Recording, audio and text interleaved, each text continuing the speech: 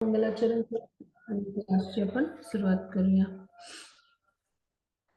ओम नमो भगवते वासुदेवाय. ओम नमो भगवते वासुदेवाय. ओम नमो भगवते वासुदेवाय.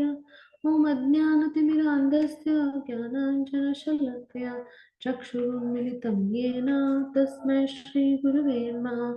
श्रीचैतन्यमनोभीष्टं स्थापितं येन भूतले स्वयं रूप कदा मह्यं ददाति स्वपदान्तिकं वन्देऽहं श्रीगुरो श्रीयुतपदकमलं श्रीगुरुन् वैष्णवाञ्च श्रीरूपं साग्रजातं सहगण रघुनाथान्वितं तं सजीवं साद्वैतं सावधूतं परिजनसहितं कृष्णचैतन्यदेवं श्री राधा कृष्ण पादान् सहगण ललिता श्री विशाखान्वितांश्च हे कृष्ण करुणा सिंधु दीनबंधो जगत्पते गोपेश गोपिका कांत राधा कांत नमस्तुते तप्त कांचन गौरांगी राधे वृंदावनेश्वरी वृषभानुसुते देवी प्रणमामि हरिप्रिये वाञ्छाकल्पतरुभ्यश्च कृपा सिन्धुभ्य एव च पतितानां पावनेभ्यो वैष्णवेभ्यो नमो नमः.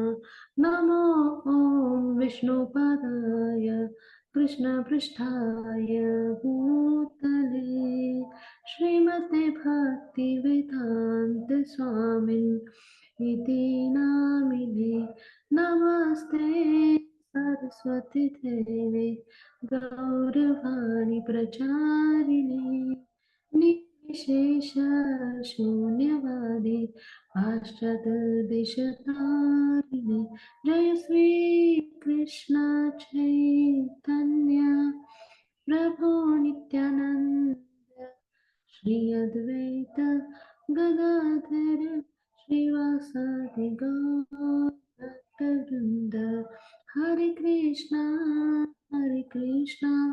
कृष्ण कृष्ण हरे हरे हरे राम राम राम हरे हरे हरे कृष्ण कृष्ण कृष्ण हरे हरे हरे राम राम राम हरे श्री श्री राधा गोविंद की जय. श्री चैतन्य महाप्रभु की जय. श्रील प्रभुपाद की जय. गुरु महाराज की जय. हरे कृष्ण सर्वांना. सर्वांचे इस्कॉन बेंगलोरच्या वतीने आजच्या या भक्ती सदाचार क्लासमध्ये मी हार्दिक स्वागत करते. आज आपण कल्की जो अवतार आहे त्या संदर्भात अभ्यासणार आहोत. आपण मागच्या क्लासमध्ये सुरुवात केली आहे कल्की अवतार अभ्यासण्यासाठी, तर त्याचाच पुढचा भाग आता आपण अगदी सुरुवातीची लक्षणं आपण जी आहेत तर ती अभ्यासायला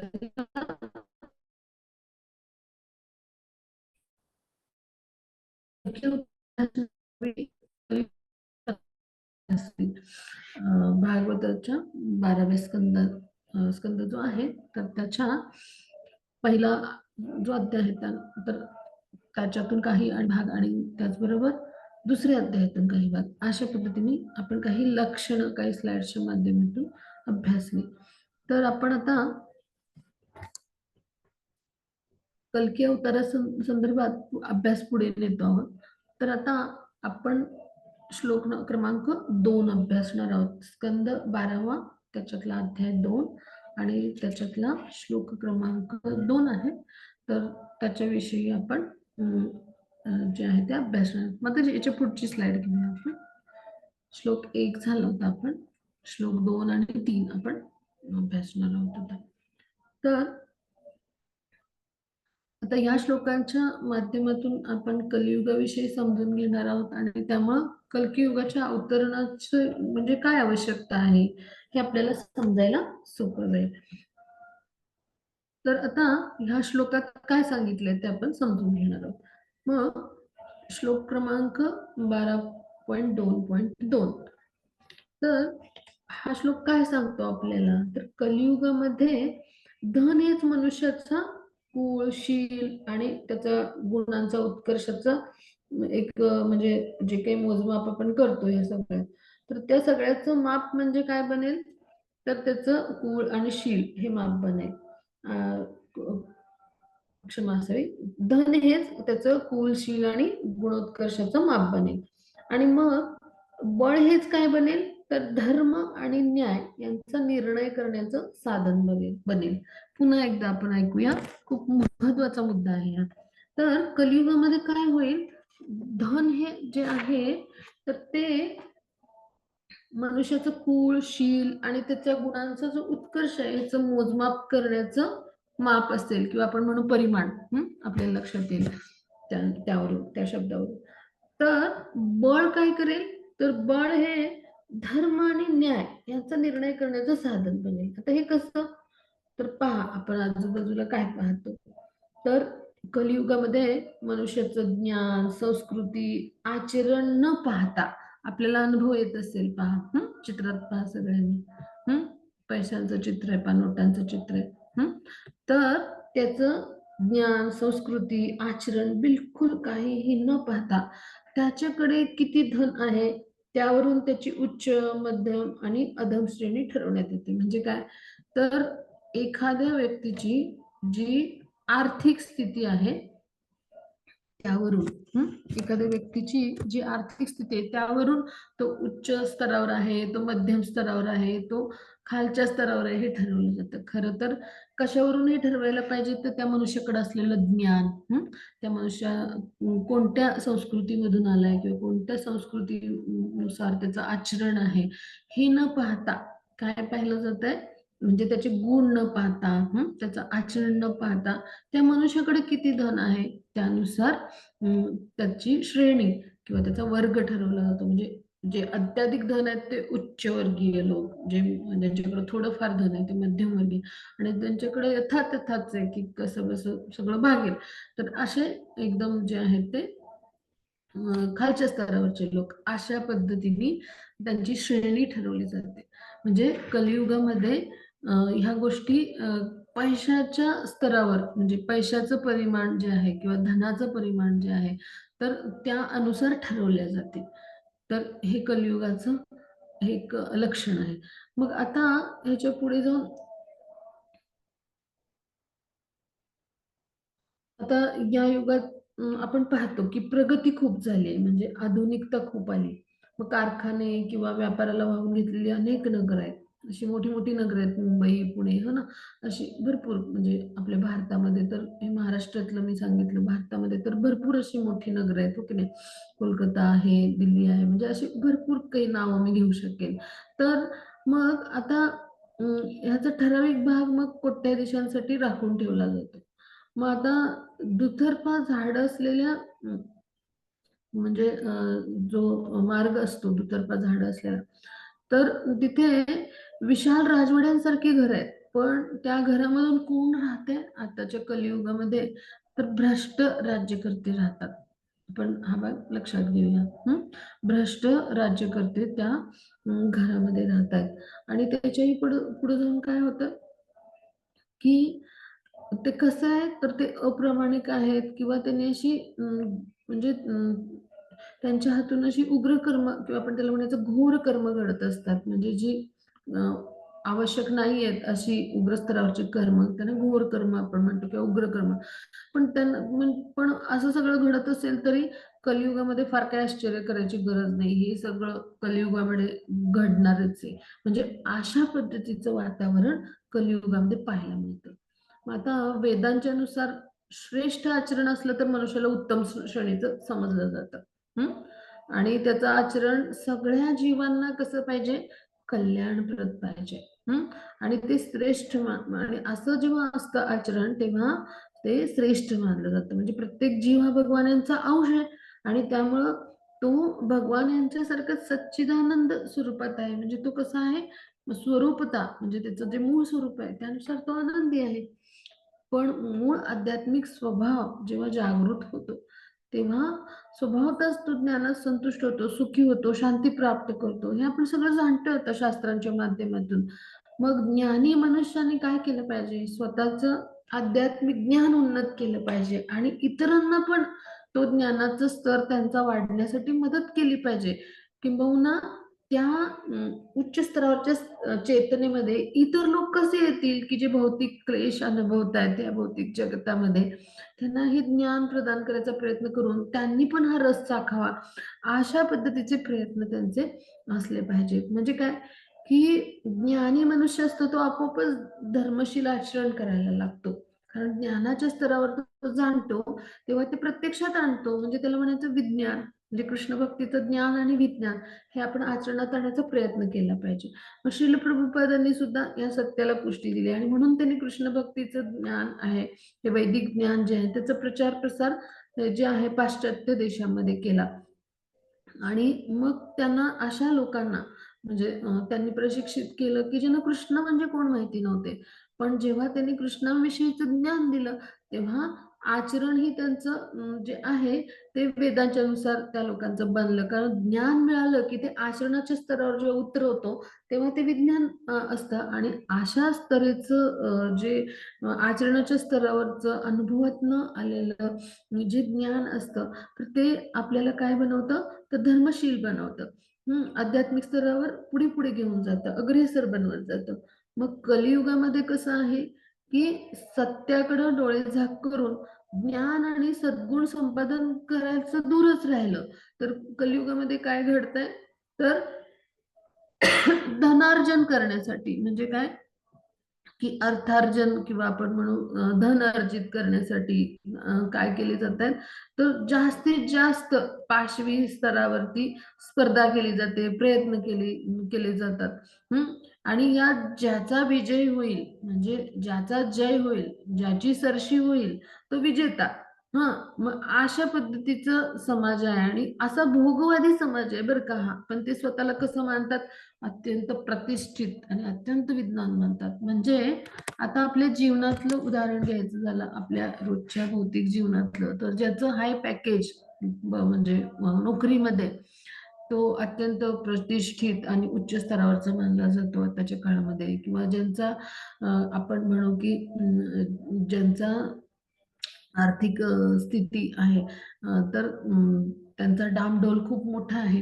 अशा लोकांना अत्यंत प्रतिष्ठित आणि अत्यंत विद्वान मानलं जातं आणि तेही स्वतःला असंच समजतात. तर हे काय आहे? भोगवादी संस्कृती आहे. ते स्वतःला काय समजतात की आपण कसे बुद्धीच्या स्तरावर उन्नत आहोत की ही सगळी म्हणजे आर्थिक स्थिती त्यामुळे आपल्याला प्राप्त झाली आहे, किंवा मी किती उन्नत आहे, मी किती विद्वान आहे ज्ञानाच्या स्तरावर की ज्यामुळं अशी आर्थिक स्थिती मी माझी बनवू शकलो, किंवा मी इतक्या उच्च स्तरावर धन प्राप्त केलंय. तर अशा पद्धतीचे भोगवादी विचार कलियुगामध्ये बनतील लोकांच्या. आज आपण हीच परिस्थिती पाहतो सगळीकडे आणि तिथे आपण वेदांनी जे काही सांगितले आपल्याला, वेदांनी जे ज्ञान दिले आपल्याला, तर त्यानुसार मनुष्याचं जेव्हा श्रेष्ठ आचरण असतं आणि त्याची प्रत्येक कृती इतर जीवांना कल्याणप्रद कशी ठरेल अशी जेव्हा असते, तर ते सर्वश्रेष्ठ आचरण असतं. ती व्यक्ती जी आहे ती अत्यंत प्रतिष्ठित आपण म्हणू किंवा सदाचारी मानली जाते.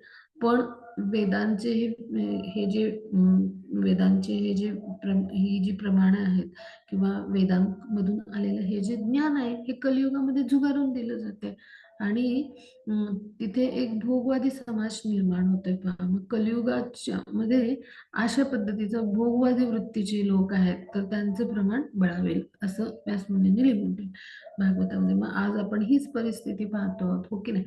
तर अशा पद्धतीचं कलियुगामध्ये वातावरण असेल आणि एवढंच नाही तर अशा पद्धतीची धनसंपत्ती मिळवण्यासाठी कुठल्याही पाशवी स्तरावरची ती स्पर्धा सुद्धा होईल लोकांमध्ये आणि त्याचबरोबर कुठल्याही पाशवी स्तरावरचं म्हणजे कुठल्याही येणं केनं प्रकारे वाईट मार्गानं अशा स्तरावर म्हणजे पशुवृत्तीसारखा अशा स्तरावर ते धन अर्जित करण्याचे प्रयत्न देखील होतील. मग आज आपण हेच पाहतो, हो की नाही? धनसंपत्तीसाठी नातेवाईकांसाठी वैरी ठरतात, हो की नाही? आणि वेगवेगळे म्हणजे अस्त्रांनी शस्त्रांनी हल्ल्याच्या बातम्या आपण ऐकतो. त्यानंतर गुन्हेगारीचं प्रमाण आपण वाढलेलं पाहतो. कशामुळे आहे? हे सगळं तर ती धनसंपत्ती अर्जित करण्यासाठीच हे प्रयत्न होतात आणि त्यासाठी कुठल्याही पाशवी स्तरावर जाऊन प्रत्येक प्रयत्न होतो किंवा स्पर्धा होते दोन धनाढ्य लोकांमध्ये आणि ती कुठल्याही स्तरावर जाऊन होते. हे सगळं आपण पाहतो समाजामध्ये. मग हे सगळं जे आहे ते कलियुगामध्ये घडेल असं आधीच व्यासमुनींनी लिहून ठेवलंय पहा. आणि मग तिसऱ्या श्लोकामध्ये काय सांगितलंय व्यासमुनींनी, तिसरा जो श्लोक आहे की इथे म्हणजे थोडक्यात कसं आहे आपण की कलियुगामध्ये बळी तो कानपिळे अशा पद्धतीच्या न्यायाने बळाच्या जोरावर न्याय ठरवला जाईल. मग आपण पाहतो की म्हणजे ज्याच्याकडे सत्ता आहे, ज्याच्याकडे बल आहे, तो आपल्या स्तरावर निर्णय देतो. मग एखाद्यावर तो अन्यायकारक पण ठरतो. अशा घटना घडताना पण आपण समाजामध्ये पाहतो. मग अशा पद्धतीचं कलियुगामध्ये वातावरण निर्माण होईल. मग आता वैदिक संस्कृतीमध्ये कसं होतं? आध्यात्मिक जीवन आणि सार्वजनिक जीवन यात बिलकुल भेद नव्हता. म्हणजे काय?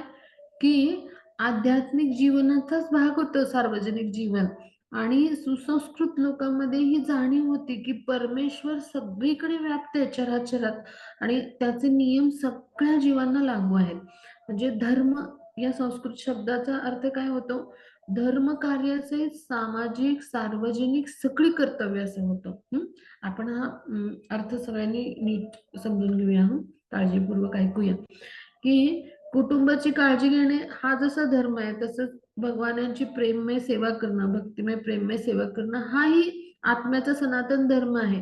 आणि मग भौतिक देह मिळालाय आणि भौतिक जे कुटुंब आहे त्यानुसार त्या कुटुंबाचा प्रमुख म्हणून जी काही ती काळजी घेणं आणि आपली कर्तव्य पार पाडणं हा म्हणजे हा त्या कुटुंबाचा जो कोणी आहे प्रमुख त्याचा धर्म आहे.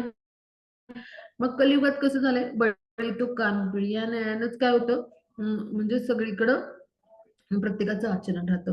मग ही खरी वैदिक संस्कृती नाहीये. म्हणजे काय, की वैदिक संस्कृतीनुसार प्रत्येकाला ही जाणीव होती, की सगळीकडे चराचरात परमेश्वर आहे आणि साक्षी आहेत भगवान आपल्या हृदयामध्ये उपस्थित आहेत.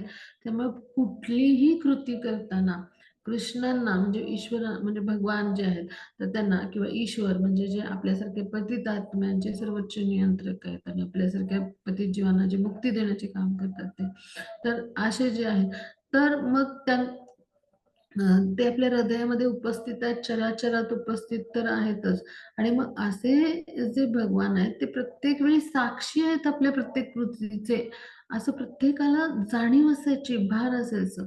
तर हे सगळं कलियुगात नष्ट होईल आणि कलियुगात काय होईल तर कलियुगामध्ये फक्त बळी तो कानपिळी ह्या स्तरावरच न्याय होत राहील. म्हणजे पहा आज आपण अशी परिस्थिती पाहतो. म्हणजे हे तत्व आपण सगळीकडे पाहतो. म्हणजे पाश्चात्य राष्ट्रांनी आशियाई प्रदेशावर सामाजिक स्तरावर किंवा तांत्रिकी वर्चस्व प्रस्थापित करायचा म्हणजे प्रयत्न केला. मग अशा अनेक गोष्टी आपण पाहतो. भारतीय तत्वज्ञान जे आहे त्यांना किंवा धर्मशास्त्र आहेत, तर त्यांना मागासलेलं समजलं जातं. काहींना तर विज्ञानाच्या कसोटीवर उतरवणारं नाहीये असं ठरवलं जातं. तर काही वेळा भारतीय जे धर्मशास्त्र आहे म्हणजे सनातन धर्म आणि वैदिक ज्ञान जे आहे म्हणजे त्याला धर्मशास्त्र आपण म्हणतो तर त्याला दंतकथा म्हणजे काय म्हटलं जातं इंडियन मिथ स्टोरीज म्हटलं जातं पण या दंतकथा नाही आहेत. या काल्पनिक कथा नाही आहेत तर हा खराखुरा आपला इतिहास आहे. आणि आपली वैदिक संस्कृतीचं इथल्या प्रत्येक म्हणजे इथल्या या इतिहासामध्ये घडलेल्या प्रत्येक व्यक्तिमत्वानं त्याचं आचरण करायचा खराखुरा प्रयत्न आपल्याकडून केलाय म्हणजे केलाय. अशा पद्धतीचा हा इतिहास आहे आणि त्याला दंतकथा ठरवलं जातं किंवा विज्ञानाच्या कसोटीवर उतरवणारं नाही असं ठरवलं जातं. म्हणजे हे ज्ञान आहे तुमचं ते विज्ञानाच्या कसोटीवर उतरणारं नाही आणि त्यामुळे ही अंधश्रद्धा आहे असं सांगितलं जातं आणि अशा पद्धतीचा अपप्रचार केला जातो का तर एक विज्ञानवादी गट बनलाय आणि एक धर्मवेत्यांचा गट बनलाय की ज्यांनी आपल्याच मनाच्या स्तरावर तर्क केलेत आणि आपल्याच मनाच्या स्तरावरचे त्यांचे तर्क ते विज्ञानाच्या कसोटीवर त्यानुसार तिथे प्रस्तुत करून तिथे उतरवायचा प्रयत्न करतात. पण कुठल्याही मनोधर्मी व्यक्तीच्या त्याच्यात मनाच्या तर्कावर किंवा विचारांच्या तर्कावर धर्मशास्त्र हे बेतलेलं नाहीये. ते भगवान यांची पवित्र वाणी आहे आणि भगवान यांची वाणी दोषरहित आहे आणि ते जे आहे धर्मशास्त्र हे अत्यंत दोषरहित आहे आणि ते भगवान यांच्याकडून आलेलं आहे. म्हणजे कुठल्या धर्मवेत्यांनी आपल्या मनाचे तर्क मांडून ते विज्ञानाच्या कसोटीवर उतरवायचे जर प्रयत्न केलं तर तिथं काय होईल, तर तिथे ते विज्ञानाच्या कसोटीवर त्याचं तर्कशास्त्र जे आहे तर ते दोषी ठरल्यामुळं ते बिघडेल आणि त्यामुळं काय होईल, अपप्रचार होईल की ही अंधश्रद्धा आहे. धर्मशास्त्राविषयी, वैदिक संस्कृतीविषयी अपप्रचार होईल की ही अंधश्रद्धा आहे, या सगळ्या दंतकथा आहेत आणि हेच घडलं खरं तर. अशाच पद्धतीचं सगळं वातावरण जे आहे तर ते घडत गेलं आणि त्यामुळं वैदिक संस्कृतीकडून लोक दूर गेले आणि त्यामुळं काय झालं की विश्वामध्ये जी सगळी राष्ट्र आहेत ते भारत जो आहे तो अत्यंत म्हणजे सखोल स्तरावर आध्यात्मिक ज्ञान असलेला देश आहे आणि भारतातलं जे संस्कृत भाषेतलं वाङ्मय आहे किंवा ज्ञान आहे वेदामधलं तर ते जे आहे तर ते खूप उच्च स्तरावरचं आहे. मग आता हळूहळू सुदैवानं काय घडलंय की असे सारे तर्क करणारे लोक वगैरे यांचा जो तर्काचा आधार नसलेला दृष्टिकोन आहे तो हळूहळू नाहीसा व्हायला लागलाय. आता थोडंसं वातावरण बदलतंय आणि विश्वातली राष्ट्र जी आहेत त्यांना या आध्यात्मिक ज्ञानाची जी आहे खोली समजली आपण म्हणून थोडी थोडी समजायला लागली. पण विज्ञानाला पूर्वी प्राधान्य देण्याचा प्रघात होता. म्हणजे पाश्चात्य राष्ट्रामध्ये त्यांनी काय केलंय स्वतःचेच निर्माण केलेले धर्म आहे. आणि मग त्यामुळे त्यानुसार विज्ञानाला जास्त प्राधान्य देण्याचा प्रघात म्हणजे जो आहे तो होता आणि तो असल्यामुळं काय झालंय की ह्या सगळ्या धर्मशास्त्रांना दंतकथा अंधश्रद्धा समजून सुरुवातीला अपप्रचारच झाला पण आता थोड्या थोड्या का प्रमाणात होईना हे जे आहे ते अत्यंत सखोल असं शास्त्र आहे म्हणून त्याच्याकडं विविध राष्ट्रांचा दृष्टिकोन आता हळूहळू बदलू लागलाय. म्हणजे काय की पाश्चात्य धर्मानी आणि विज्ञानाने म्हणजे जे विज्ञानाच्या संकल्पनांनी जी कुठली राष्ट्र जी आहेत तर ती म्हणजे जी विज्ञानाच्या संकल्पनांनी भारलेली आहेत तर त्यांनी काय केलं विश्वाच्या इतर प्रदेशातील मनुष्यांच्यावर प्रभुत्व स्थापन केलं. म्हणजे इंग्रजांनी भारतावर राज्य केलं हो की नाही. म्हणजे उदाहरण दिलं मी तर अशा पद्धतीनं वेगवेगळ्या वसाहती आहेत तर तिथे वेगवेगळ्या राष्ट्रांनी जे बलशाली आहेत अशा विज्ञानाच्या स्तरावर आणि त्यांच्या म्हणजे त्यांच्या राष्ट्राचा त्यांनी एक धर्म तयार केला किंवा जो प्रचलित धर्म आहे त्यानुसार म्हणजे हे सगळे उपधर्मच म्हणू शकतो आपण किंवा पंथ म्हणू शकतो. उपधर्म म्हणजे सुद्धा ती तत्व जी असतात ती नैतिक शिस्त निर्माण करणारी असतात आणि ती पुढे पुढे आपल्याला भक्तीच्या स्तरावर अग्रेसर नेणारी प्राथमिक स्तरावरची पावलं असतात उपधर्मामध्ये सुद्धा. त्यामुळे उपधर्म सुद्धा नाही म्हणू शकणार आपण त्यांना पंथच म्हणू शकू कारण ते मानव निर्मित आहेत. तर आपण इथे हा भाग समजून घेऊया. इथे टीका करण्या हेतू नाही पण वास्तविक स्थिती काय होती तर अशी बनली.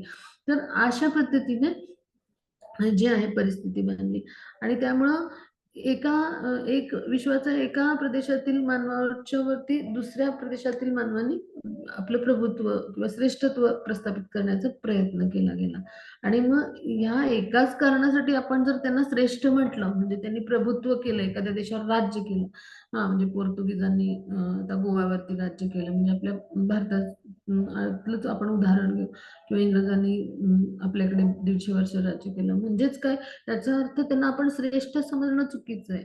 म्हणजे काय की हे आता बुद्धिमंतांना पटू लागले पण पूर्वी कसं व्हायचं की बळी तो कानफळे म्हणजे काय की अशा पद्धतीचा न्याय केला जात असे. मग आता थोडा थोडा दृष्टिकोन जो आहे की विषय म्हणजे जे आहे वैश्विक बळावरती आपण किंवा भौतिक बळावरती म्हणजे अशा पद्धतीनं जर एखाद्याला बलशाली ठरवलं तर ते चुकीचं आहे.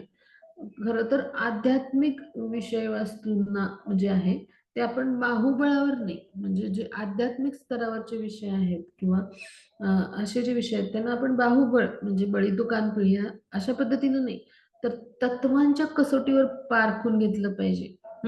असं खरं तर होणं आवश्यक आहे. म्हणजे आता येणाऱ्या भविष्यात जो काळ आहे तिथे कदाचित असं होऊ शकेल, अशी आता थोडीशी आपल्याला आशा बाळगायला हरकत नाही. म्हणजे काय, की सबळ आणि दुर्बळ यांच्याकरता न्यायनिवाडा भिन्न प्रकारे केला जाईल. म्हणजे आज ही वस्तुस्थिती आहे, की अनेक देशात ते म्हणजे धन आहे त्याचा व्यय करू शकतील आणि त्यांनाच न्याय मिळू शकतो. आणि सुसंस्कृत राष्ट्रांमध्ये काय होतं, प्रत्येक स्त्री पुरुष आणि मुलं यांना योग्य न्यायाची सुविधा जरी म्हणजे असली तरी त्यांना तितका न्याय मिळतो असं नाही. म्हणजे वर्तमान काळात आपण मानवी अधिकार, ह्युमन राईट्स वगैरे म्हणतो पहा. हम्म. मग कलियुगाचं हे एक लक्षण आहे, आपण समजून घेऊया. म्हणजे काय, की इथे आध्यात्मिक विषय वस्तूंच्या स्तरावर सामाजिक जीवनच हाताळलं जात नाही. हा फार मोठा भेद आहे कलियुगामधला आणि आताच्या युगामधला, हा आपण समजून घेऊया. म्हणजे कलियुगामध्ये आध्यात्मिक जीवन आणि सामाजिक जीवन व्यक्तीचं वेगळंच नव्हतं. आध्यात्मिक जीवनाचा भागच होता. म्हणजे कृष्णांना केंद्रस्थानी समजून, म्हणजेच काय, ईश्वर चराचरात आहे, म्हणजे हृदयात साक्षी ईश्वर आहे, दुसऱ्याच्या हृदयात ईश्वर आहे, हा प्रत्येकाचं भान ठेवून, म्हणजेच की कृष्णांना केंद्रस्थानी ठेवून, कृष्णांचं अस्तित्व स्वीकारून प्रत्येक कृती करण्याला महत्व होतं आणि त्यामुळे सदाचारी आचरण व्हायचं. तर तसं न होता कलियुगामध्ये काय होतंय, तर कलियुगामध्ये आध्यात्मिक विषय वस्तू जी आहे ती बाहुबळावर, म्हणजे फक्त म्हणजे ज्याच्याकडे बल जास्त आहे तर तो श्रेष्ठ, तो विद्वान असं समजून जर म्हणजे त्याची पारख आपण केली तर ती चुकीची आहे. तो तत्वांशी किती तत्वनिष्ठ आहे आणि तो जीवनमूल्यांशी, म्हणजे जे नैतिक जीवनमूल्य आहे त्यांच्याशी किती तत्वनिष्ठ आहे, तर ह्या कसोटीवर ते पारखलं गेलं पाहिजे. पण कलियुगामध्ये काय घडतं, धनाच्या स्तरावर आणि धर्म जो आहे तो बळाच्या स्तरावर अशा पद्धतीनं पारखला जातो, तोलला जातो. मग हे एक कलियुगाचं अनुषंगिक लक्षण आहे. म्हणजे ह्याच्यावरनं आपण समजून घेऊया की कशी परिस्थिती बदलली. आणि म्हणूनच आपण पाहतो पहा, वेगवेगळ्या शाळांमध्ये आजकाल व्हॅल्यू एज्युकेशन, म्हणजे नैतिक मूल्य शिकवण्यासाठी वेगळा क्लास निर्माण करायची, वेगळा वर्ग निर्माण करायची गरज पडू लागली. मग हे काय आहे, तर हे सगळे कलियुगाच्या अशा लक्षणामुळे निर्माण झालेले परिणाम आहेत कलियुगामध्ये. अशा पद्धतीची म्हणजे ही कलियुगाची लक्षणं असल्यामुळं आणि अशा पद्धतीचं लोकांचं कलियुगातल्या आचरण झाल्यामुळं किंवा होत असल्यामुळं हे सगळे त्याचे परिणाम आहेत. आपण म्हणू शकतो दुष्परिणामही म्हणू शकतो, परिणामही म्हणू शकतो. कारण कसं आहे, की त्यामुळं काय होत चाललंय, की ती जी कसं म्हणजे प्रत्येकाची पारख आहे, प्रत्येक म्हणजे व्यक्तीची, तर ती पारख जी आहे ती तिच्या धनाच्या स्तरावर किंवा ती त्याच्याकडे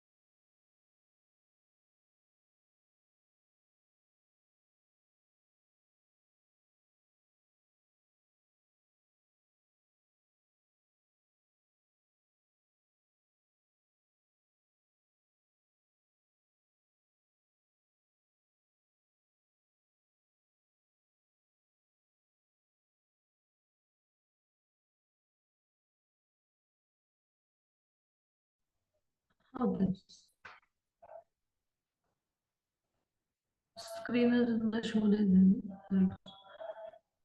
तर हे आपण अभ्यास हा तर आपण तिसऱ्या श्लोकाविषयी अभ्यास क्षमासाठी थोडीशी नीटची असुविधा होते. तर आता इथे समजून घेऊया बघा, की तिसऱ्या श्लोकामध्ये काय सांगितलंय, की अजून काय भाग सांगितला गेलाय तो आपण समजून घेऊया, की स्त्री पुरुषांची ते सगळे खूप लक्षपूर्वक आहे का, खूप महत्वाचा मुद्दा आहे हा कलियुगाविषयी.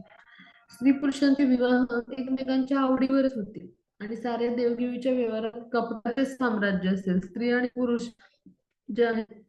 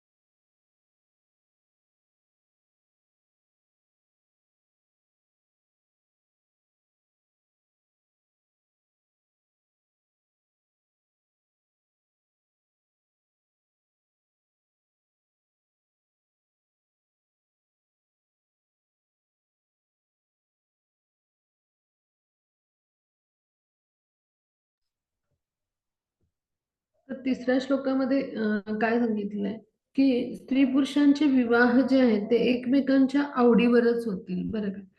आणि साऱ्या देवदेवीच्या व्यवहारामध्ये कपटाचंच साम्राज्य असेल आणि स्त्री पुरुष यांचा चांगला म्हणजे चांगलेपणा वाईट किंवा चांगलं वाईट जे काही आहे हे सगळं म्हणजे जे ठरवलं जाईल ते त्यांच्या रतिकौशल्यावरच अवलंबून असेल. म्हणजे केवळ यज्ञोपवीत धारण करणं हेच ब्राह्मणाचं लक्षण राहील पहा. म्हणजे आता इथे चित्रात पहा सगळ्यांनी हे यज्ञोपवीत धारण केले म्हणजे आपण त्याला हिंदीमध्ये जनेऊ म्हणतात किंवा मराठीमध्ये जानवं म्हटलं जातं ते सगळ्यांना माहिती असेल.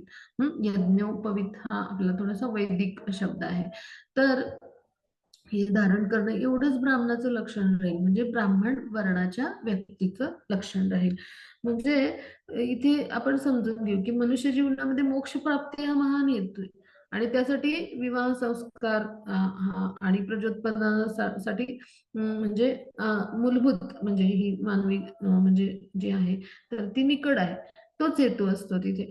मग दुर्दैवाने काय झालंय की आताच्या कलियुगामध्ये रतिसूत हाच विवाहाचा सर्वात महत्वपूर्ण असा हेतू बनलाय. म्हणजे काय की मैथुनाची वासना प्रत्येक योनीमध्ये म्हणजे ती आहेच नर संयोग जी आहे तर ती घडवून आणते. पण श्रेष्ठ योनी सुद्धा म्हणजे काय होतं की भावनात्मक बंधन सुद्धा ती घडवते. म्हणजे काय की पशु स्तरावर कुठलं भावाच्या स्तरावर बंधन नसतं. निम्न स्तरावर पशु योनीमध्ये कसं असतं की फक्त नर मादी यांचा संयोग जे आहे तर हा घडतो. पण श्रेष्ठ योनी म्हणजे मनुष्यांसारखी श्रेष्ठ योनी तर तिथं काय होतं भावनिक स्तरावरही बंधन घडतं. आणि मग आपण समजून घेऊ की म्हणजे कामाची जी भावना आहे तर ती देहात्म बुद्धीवर आधारभूत असल्यामुळे काय होतं ती काही स्वाभाविक इच्छा नाही ठरत. म्हणजे जीवनात एकच आध्यात्मिक घटना आहे की आत्माच शरीररूपी यंत्राला जिवंत करतो आणि आत्मा जो आहे त्याच्या म्हणजे त्याच्यामध्ये जी चेतना आहे म्हणजे ती आत्म्याची शक्ती आहे भगवान यांचं शक्तीचं एकक आहे आपला आत्मा म्हणजे आणि त्या चेतनेद्वारे तो स्वतःला प्रकट करतो आणि ही चेतना म्हणजे एक दिव्य घटना आहे. आणि मग जीवन अथवा चेतना एका शरीरात जेव्हा बंदिस्त होते म्हणजे आत्मा एखाद्या शरीरात बंदिस्त होतो म्हणजे काय की आत्म्याला एखादं शरीर मिळतं कुठलंही म्हणजे मनुष्याचं मिळेल पशुचं मिळेल. मग तो काय करतो स्वतःलाच देह मानतो. म्हणजे काय की पशूंना तर इतक्या स्तरावर त्यांची जी बुद्धी आहे तिचा विकासच झालेला नसतो. त्यामुळे काय की आहार, निद्रा, भयमैथुन इतकंच त्यांना माहिती असतं. पण मनुष्याचं काय होतं तो स्वतःला चुकीनं देहच समजतो. खरं तर तो काय आहे भगवान यांचं एक आध्यात्मिक स्फुल्लिंग आहे. तो आत्मा आहे शरीर नसून. पण तो स्वतःला भौतिक स्तरावरच मानतो आणि भौतिक अस्तित्वच मानतो. मानतो स्वतःचं आणि मग जिथे भौतिक अस्तित्व मानलं जातं तिथे कामेच्छा जी आहे ती जन्म घेते आणि म्हणून देहाची प्राप्ती म्हणजे जीवासाठी एक वरदान असतं खरं तर. म्हणजे खरं तर मनुष्यानं ही आपली जी भ्रामक म्हणजे कल्पना आहे आपल्या अस्तित्वाची की मी म्हणजे शरीर आहे तर ही म्हणजे जी आहे तर ही बदलणं आवश्यक आहे. खरं तर मनुष्याला देह का मिळालाय तर मनुष्य जन्माचं देह का म्हणजे मनुष्य देहाचं देह म्हणजे तो देह मिळाल्यावरती मनुष्य जन्माचं ध्येय काय असतं तर भगवान यांचं प्रेम प्राप्त करणं भगवत प्राप्ती करणं यासाठी मनुष्य देह आहे. म्हणजे मनुष्य देह हे एक मिळालेलं वरदान आहे खरं तर म्हणजे इतर निम्न स्तरातल्या योनीतल्या पशूंना वगैरे त्यांना फक्त जे आहे जे काही त्यांचे कर्माचे परिणाम आहेत त्यानुसार त्यांना त्या योनीमध्ये त्यांच्या कर्मानुसार स्थान मिळाले आणि ती फक्त भोगयोनीच आहे म्हणजे तिथे तुमच्या कर्माची जी फळ आहेत ती भोगण्यासाठीच तुम्ही तिथे जन्म घेता एखादा पशु म्हणून. पण मनुष्य जन्म जेव्हा मिळतो तेव्हा ती खूप म्हणजे भगवान यांनी दिलेलं म्हणजे ते वरदानच आहे दुर्मिळ देणगी आहे की तिथे तुम्ही तुमचं कर्म बदलून त्या कर्माचे जे परिणाम आहेत त्यापासून स्वतःला मुक्त करू शकता आणि असं कोणतं कर्म केलं जातं तर ते आध्यात्मिक कर्म किंवा कृष्ण भावनामयित कर्म तर असं कर्म करून तुम्ही कर्माचे फळ आहेत तर ती बदलू शकतो. म्हणजे भौतिक स्तरावर ज्या प्रत्येक चांगल्या किंवा वाईट कर्माची फळं मिळतात जे पण आपण करू पण आपण जे आहे ते कृष्ण भावना भावित कर्म करून हे सगळं म्हणजे जे परिणाम आहे ते बदलू शकतो, असा विचार करणारी विवेकी बुद्धी जी आहे तर ती मनुष्यामध्ये जी आहे तर ती निर्माण होऊ शकते, जेव्हा कृष्णांना केंद्रस्थानी ठेवून तो काय करतो, भगवान जे आहे तर त्यांचे आपण जीवात्मक अंश आहे स्वतःला मानतो, शरीर नसून आत्मा आहे असं मानतो, तेव्हा हे प्रयत्न तो सगळे करू शकतो हे ज्ञान प्राप्त झाल्यानंतर. पण जोपर्यंत ह्या भ्रमामध्येच राहतो तोपर्यंत काय होतं की तो स्वतःला देहच मानतो आणि मग तिथे कामेच्छेचा जन्म होतो. आणि अशा पद्धतीने मग त्याचं प्रत्येक जो विचार आहे तर तो फक्त आणि फक्त जो आहे तो आपल्या इच्छा पूर्तीसाठीच, म्हणजे त्यामुळे विवाह संस्कार कसा मानला तर रतिसुख म्हणजे जे आहे आणि ते रतिसुखाच्या स्तरावर कोणामध्ये रतिकौशल्य जास्त आहे त्या स्तरावर त्या विवाह बंधनाचं यश अवलंबून राहणार. म्हणजे अशा पद्धतीनं पूर्णतः भौतिक स्तरावर जे सगळं आपण म्हणू की सगळं जे आहे म्हणजे ते चांगलं, म्हणजे स्त्री आणि पुरुष यांच्या मधले जे काही रतिकौशल्य आहे तर त्याच्यावर सगळं काही कलियुगामध्ये अवलंबून असेल. आणि त्यामुळं स्त्री पुरुषांचे विवाह कसे सुद्धा होतात की एकमेकांना पाहून, म्हणजे काय की एकमेकांना पसंत पडले, आवडले की त्यांचा विवाह झाला. तर पूर्वीच्या काळी असं नव्हतं, म्हणजे वैदिक संस्कृतीमध्ये असं नव्हतं की एकमेकांच्या आवडीवरती विवाह झाला. अशा पद्धतीने नव्हतं. किंवा स्त्री पुरुषांच्या विवाहामध्ये काय होईल, देवघेवीच्या कपटाचं साम्राज्य ठरतं. म्हणजे हे असं का घडेल, म्हणजे ह्याच्या मागची कारण आपण, किंवा असं का घडायला लागले ह्याच्या मागची कारण समजून घेऊ.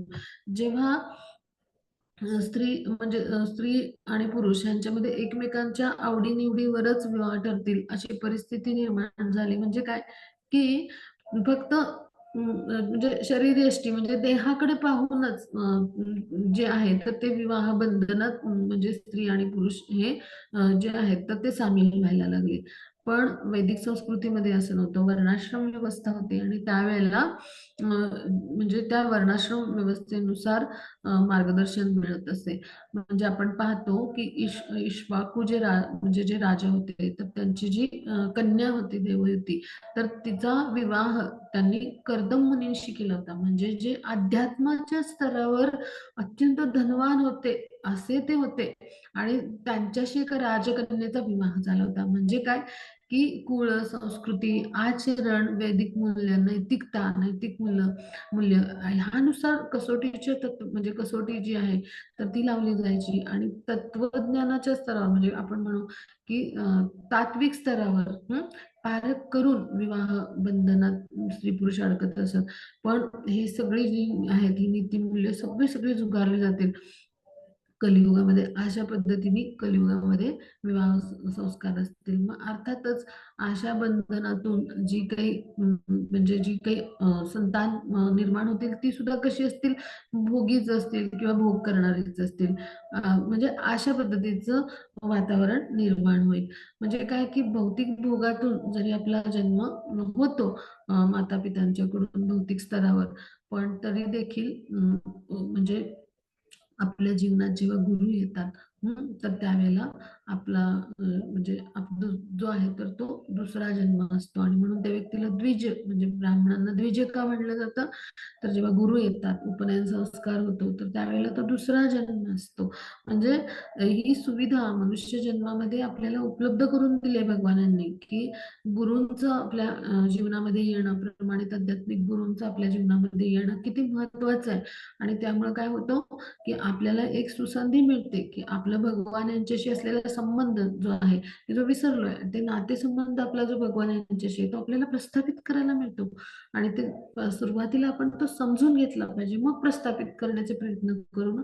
आणि त्यानंतर भगवत प्रेम मिळवू शकतो, भगवान यांच्या प्रेमास पात्र होऊ शकतो. तो कसे पात्र होऊ शकतो, तर त्यांच्या भक्तिमय प्रेममय सेवेद्वारे. मग हे खूप पुढचे टप्पे आहेत. पण ही सुविधा उपलब्ध असून देखील कलियुगामध्ये काय केलं जाईल, तर देहाच्या स्तरावर सर्व जे आहे ते निवड होईल स्त्री पुरुषांची विवाह संस्कारासाठी.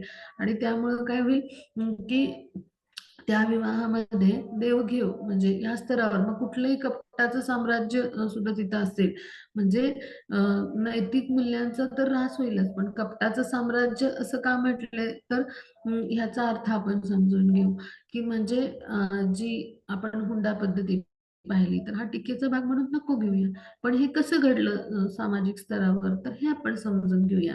तर ह्याचं जर आपण मूळ शोधायचं ठरवलं तर ते आपल्याला जे आहे ते तिसऱ्या स्कंदामध्ये मिळतं की जिथे दक्ष प्रजापतींनी काय केलं की खरं तर ब्रह्माजी म्हणजे त्यांचे पिता यांच्या सांगण्यावरून भगवान शिव जे आहेत ते उच्च स्तरावरचे वैष्णव आहेत. वैष्णवांनो यथा शंभू असं म्हटले म्हणजे इतक्या उच्च स्तरावरचे वैष्णव जे आहेत तर ते भगवान शिव आहेत. मग त्यांच्याशी माता सतीचा विवाह जेव्हा लावून द्यायला सांगितलं तर तेव्हा माता सती ज्या आहेत त्या राजकन्या आहेत आणि मग असा म्हणजे कैलास पर्वतावर राहणारा आणि अंगाला राख फासलेला असं जावई करण्यासाठी थोडस त्यांचं मन कचरत होतं, त्यांना तितकंसं ते रुचलं नव्हतं, पण ब्रह्माजी म्हणजे त्यांचे पिता आहेत त्यांच्या मार्गदर्शनानुसार त्यांनी विवाह सती मातेचा भगवान शिवजींशी लावून दिला.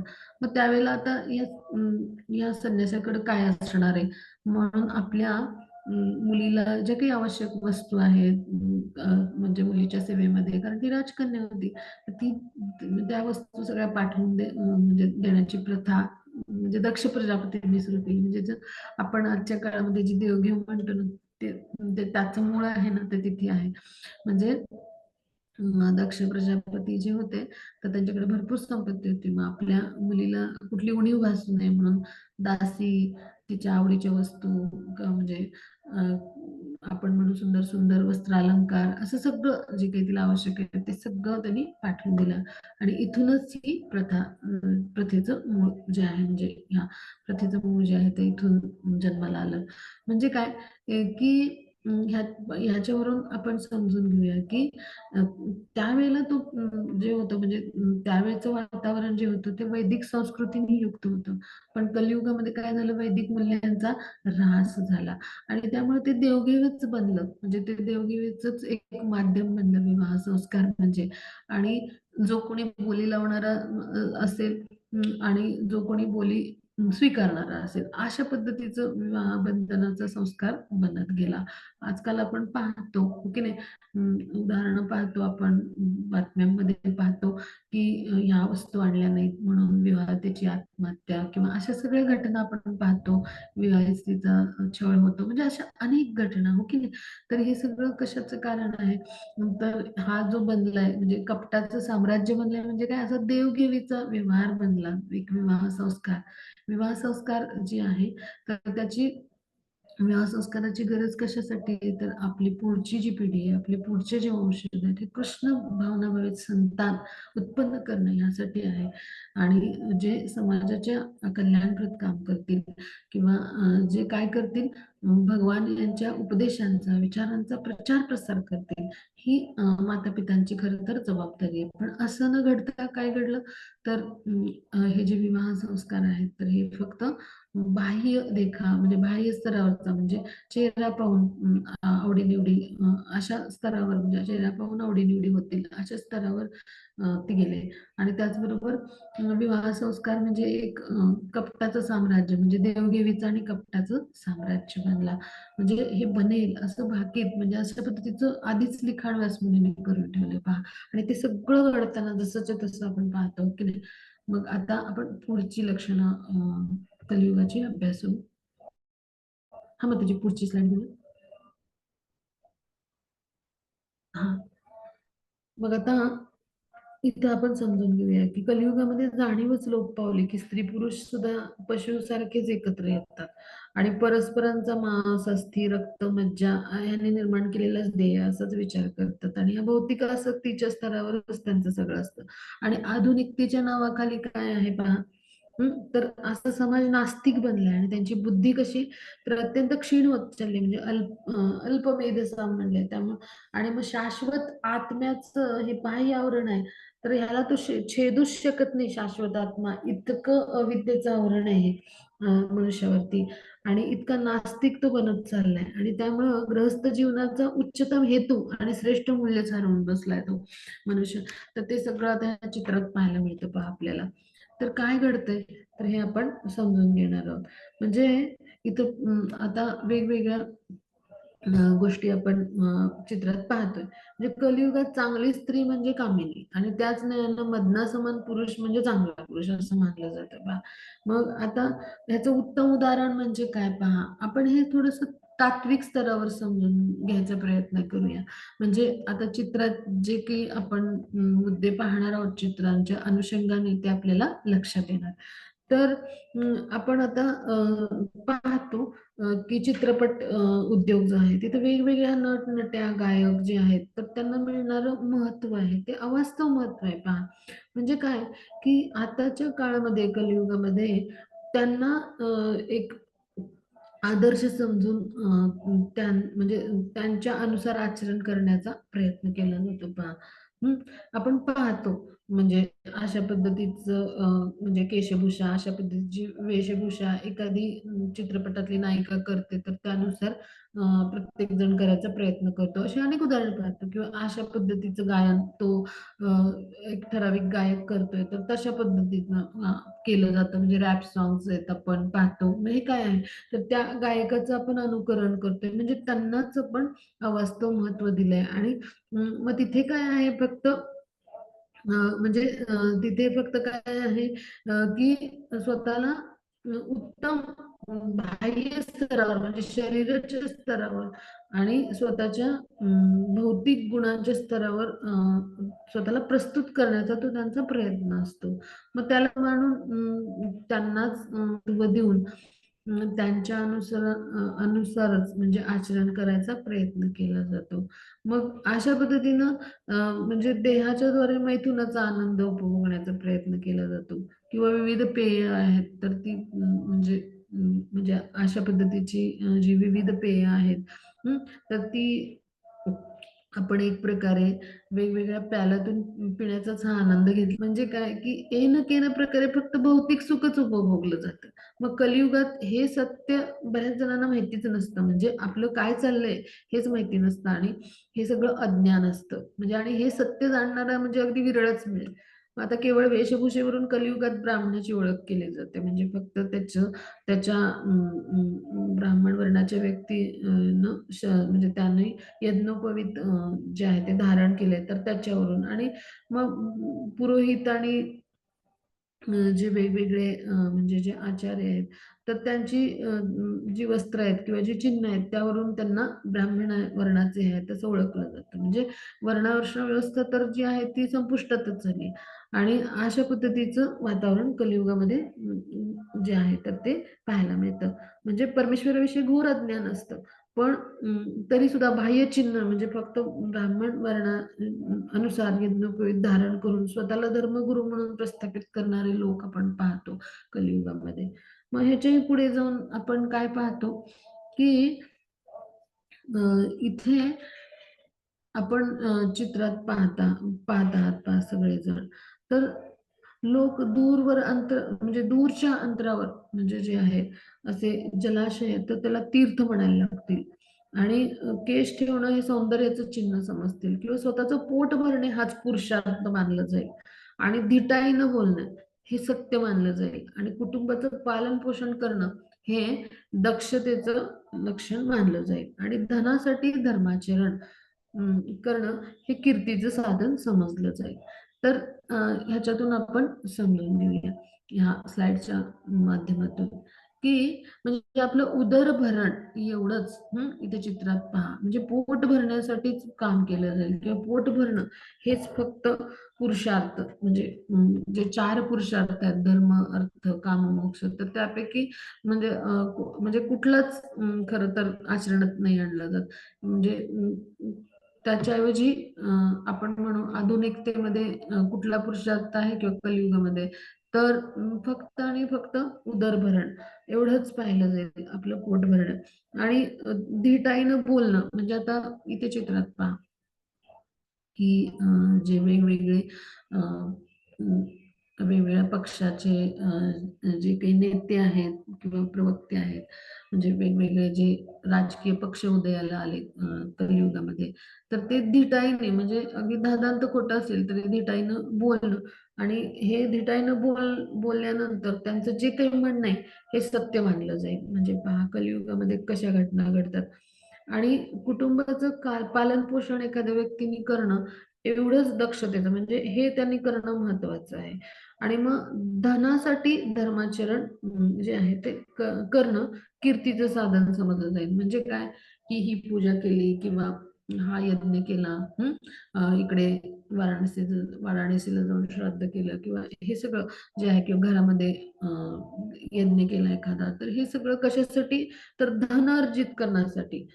धर्माचरण म्हणजे हा यज्ञ केल्यावर धनप्राप्ती होईल, अमुक यज्ञ केल्यावर पुत्रप्राप्ती होईल. म्हणजे एकूण सगळं काय, की ज्याचं कारण धन असेल, म्हणजे पुत्र झाला तर तो पुत्र काय करेल, उद्या धन कमवून आणेल. म्हणजे अशा स्तरावर, म्हणजे ज्या सगळ्या यज्ञांचा हेतू किंवा ज्या सगळ्या व्रतवैकल्यांचा हेतू म्हणजे धर्माचरण असा असायला पाहिजे. पण तो म्हणजे तो फक्त आणि फक्त ईश्वराच्या संतुष्टीसाठी असं असायला पाहिजे. पण तसं न होता काय होईल, तर फक्त आणि फक्त धनासाठी धर्माचरण केलं जाईल, आणि मग हे फार कीर्तीचं असं समजलं जाईल अशा पद्धतीचं आचरण करणं.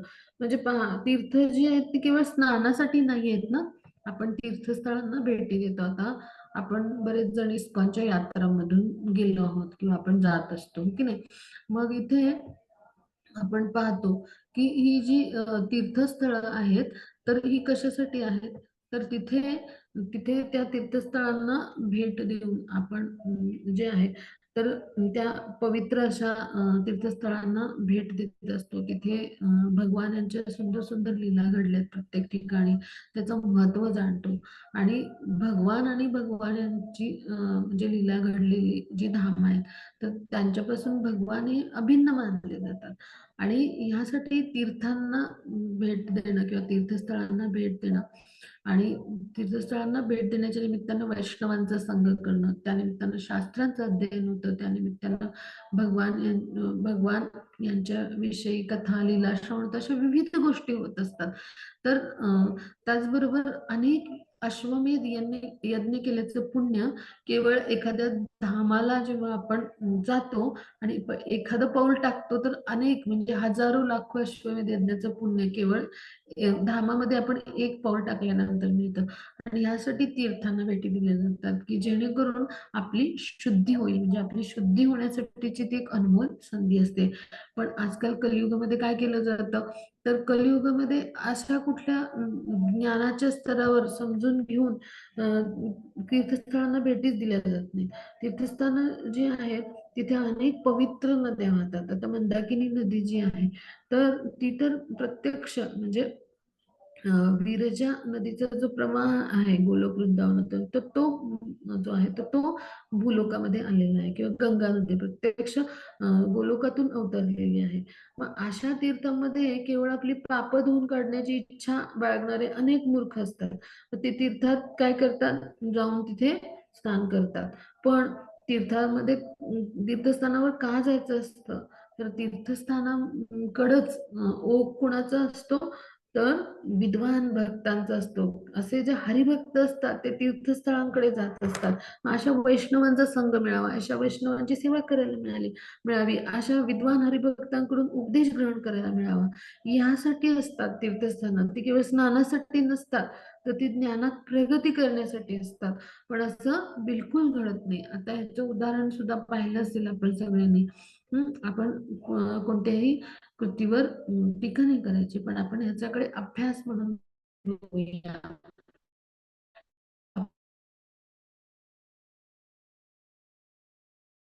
अं, हां. सगळ्या व्यवस्था ज्या होत्या, विमान व्यवस्था, रेल्वे, त्यानंतर बसेस, सगळीकडे काय झालं, त्यांच्यावर अतिरिक्त म्हणजे जो आहे तर तो लोड आला, बोजा पडला. कशामुळे? तर सगळेजण आपली पापं धुण्यासाठी त्या संगमावरती जात होते. म्हणजे काय, की अशा पद्धतीने विचार केला जातो कलियुगामध्ये.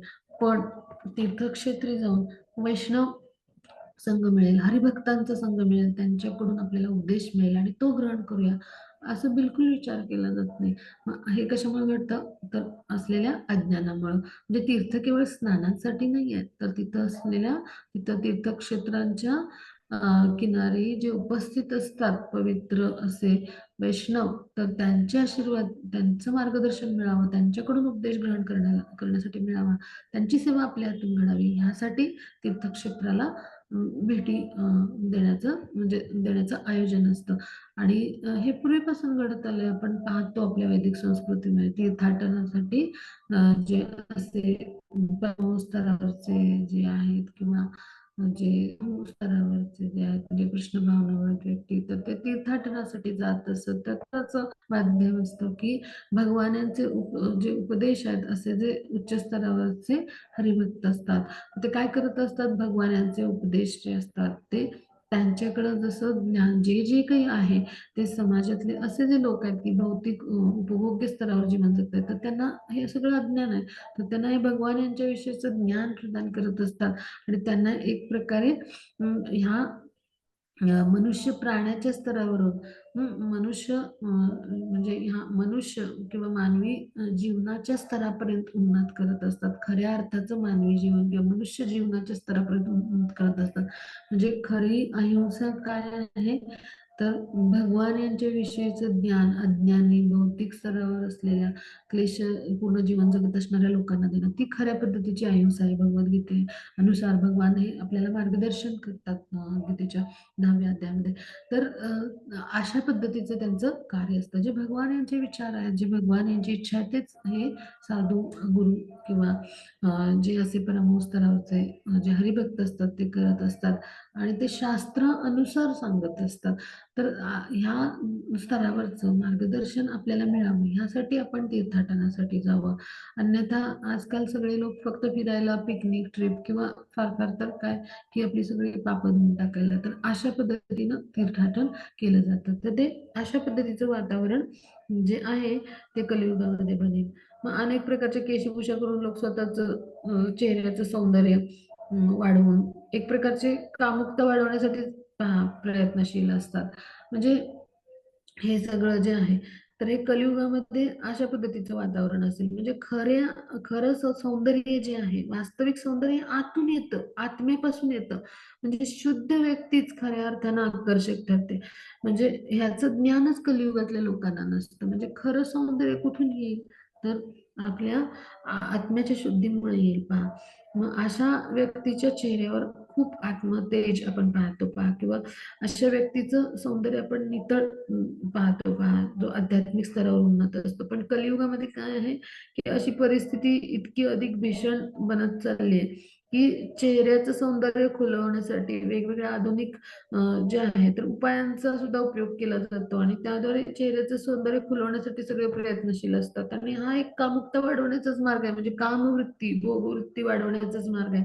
मग इतकी भीषण ही कलियुगामध्ये परिस्थिती म्हणजे जी आहे तर ती ठरेल. आणि त्याच्या पुढे जाऊन काय होईल, तर पोट भरण्याची कला अवगत होणं एवढंच यशाचं मापदंड ठरेल. म्हणजे जो कोणी आपलं पोट भरण्यासाठी किंवा स्वतःच्या पायावर उभा आहे, तो यशस्वी माणूस आहे असं मानलं जातं पहा आताच्या काळामध्ये.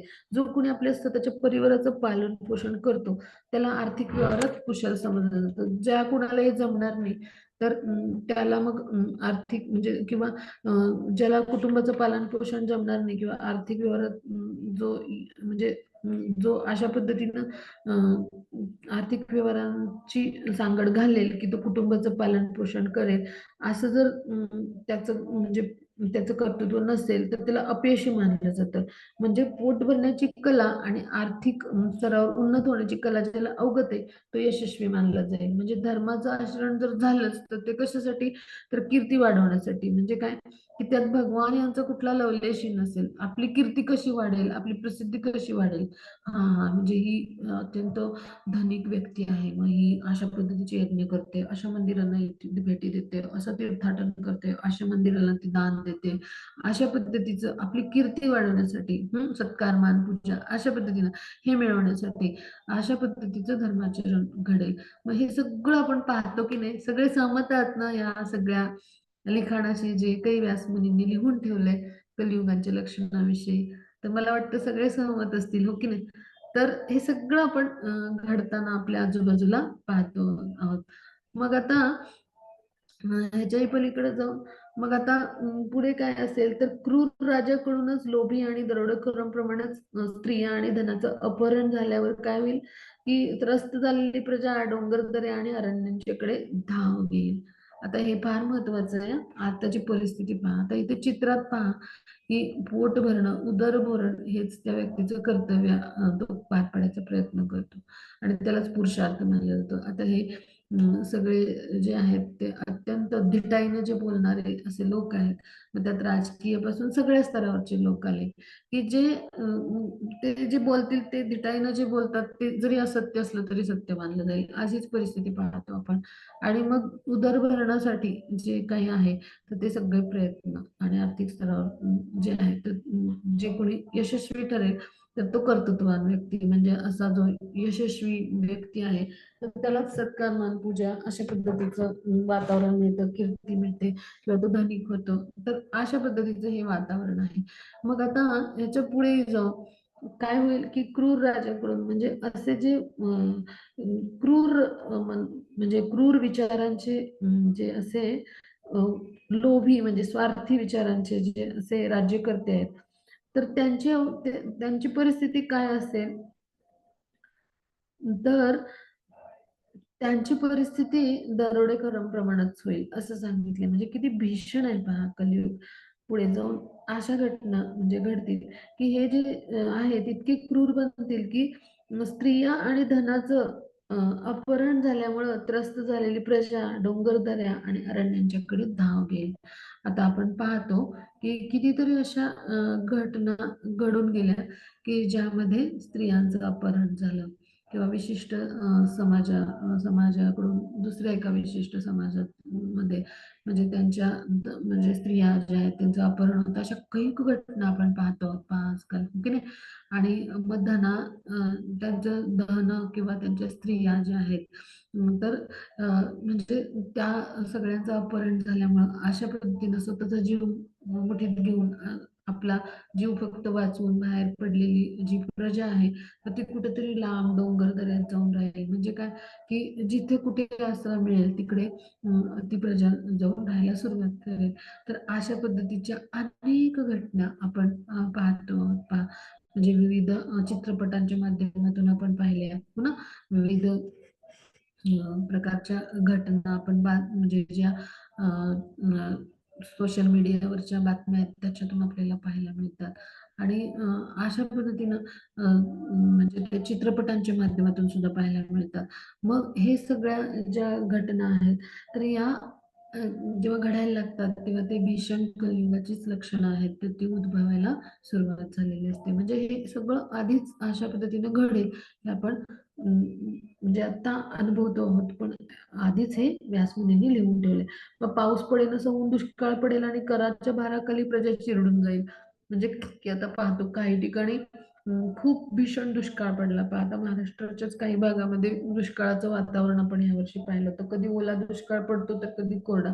मग पाऊस पडेल असं झालं की कोरडा दुष्काळ असतो आणि त्याच वेळेला काय असतं की जो कर आहे तो मात्र भरावाच लागेल अशा पद्धतीची परिस्थिती निर्माण होते. त्यामुळं जी प्रजा आहे तर तिचं काय होतं एक प्रकारे प्रजेची ही एक प्रकारे पिळवणूकच होते आणि मग त्यामुळे लोक कंदमुळं त्यानंतर मांस मध फळं फुलं बिया खाऊ लागतील आणि शेवटी नाश पावतील. म्हणजे काय की भागवतामध्ये आपल्या या पृथ्वी ग्रहाविषयी अधिकृत भविष्यवाणी केलेली आहे. पहा पिकलेलं पान जसं गळून शुष्क होतं की नाही तसं भगवान यांच्यापासून विभक्त झालेला जो मनुष्य समाज आहे तो अशा पद्धतीनं शुष्क होतो आणि हिंसाचार गोंधळाचे गर्तेत अधिक अधिक अधिक अधिक रुतायला लागतो. म्हणजे पहा झाडावरती जोपर्यंत पान असतं तोपर्यंत ते कसं असतं तजेलदार असतं हिरवंगार असतं हो की नाही.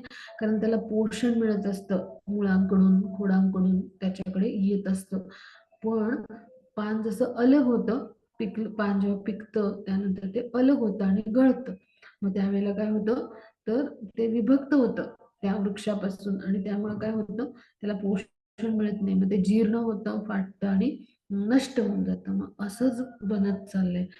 जे जीवात्मे आहेत, भगवान यांचे अंश आहेत, अ, असे जे आहेत, पण त्यांना मनुष्य देह किंवा देहधारी आहेत ते, पण ते भगवान यांच्यापासून विभक्त झालेत. भगवान यांच्याशी असलेला त्यांचा नातेसंबंध जो आहे तो विसरून गेलेत, आणि त्यामुळे असा जो समाज आहे यांची परिस्थिती काय झाली, तर ते पानासारखे गळून शुष्क, जसं म्हणजे वृक्षाची पानं होतात, पिकलेली पानं जशी गळून शुष्क होतात आणि नष्ट पावतात, तसं भगवान यांच्यापासून विभक्त झालेला हा समाज आहे.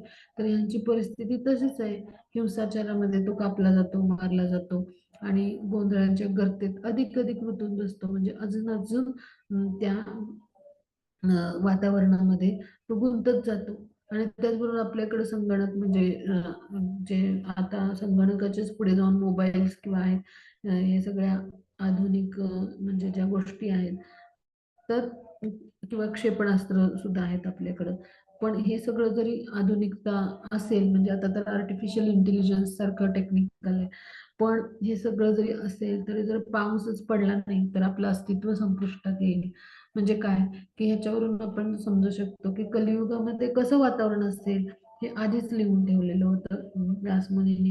म्हणजे कुठलाही जे क्षेपणास्त्र आहे ते आपल्याला पाऊस नाही देऊ शकत, किंवा कुठलाही मोबाईल किंवा कुठलाही कॉम्प्युटर आपल्याला पाऊस नाही देऊ शकत. यासाठी काय करायला पाहिजे, 3.9 मध्ये आपण चर्चा केली की विष्णूंच्या संतुष्टीसाठी जेव्हा यज्ञ आपण करतो, तर त्याद्वारे काय होतं, की यज्ञामुळे काय होतं, तो पाऊस पडतो, आणि त्या पावसामुळे काय होतं, तर म्हणजे अन्नधान्य पिकतं. तर ते जे अन्नधान्य जे आहे, तर ते त्याचा आपण जेव्हा म्हणजे प्रसाद बनवून भगवान यांना अर्पण करतो, तर तो जो भगवान यांचं उच्छिष्ट आहे, भोग जेव्हा आपण जो आहे ग्रहण करतो, त्यावेळेला आपली शुद्धी होत असते. तर असं हे चक्र आपण हे देखील अभ्यासलंय.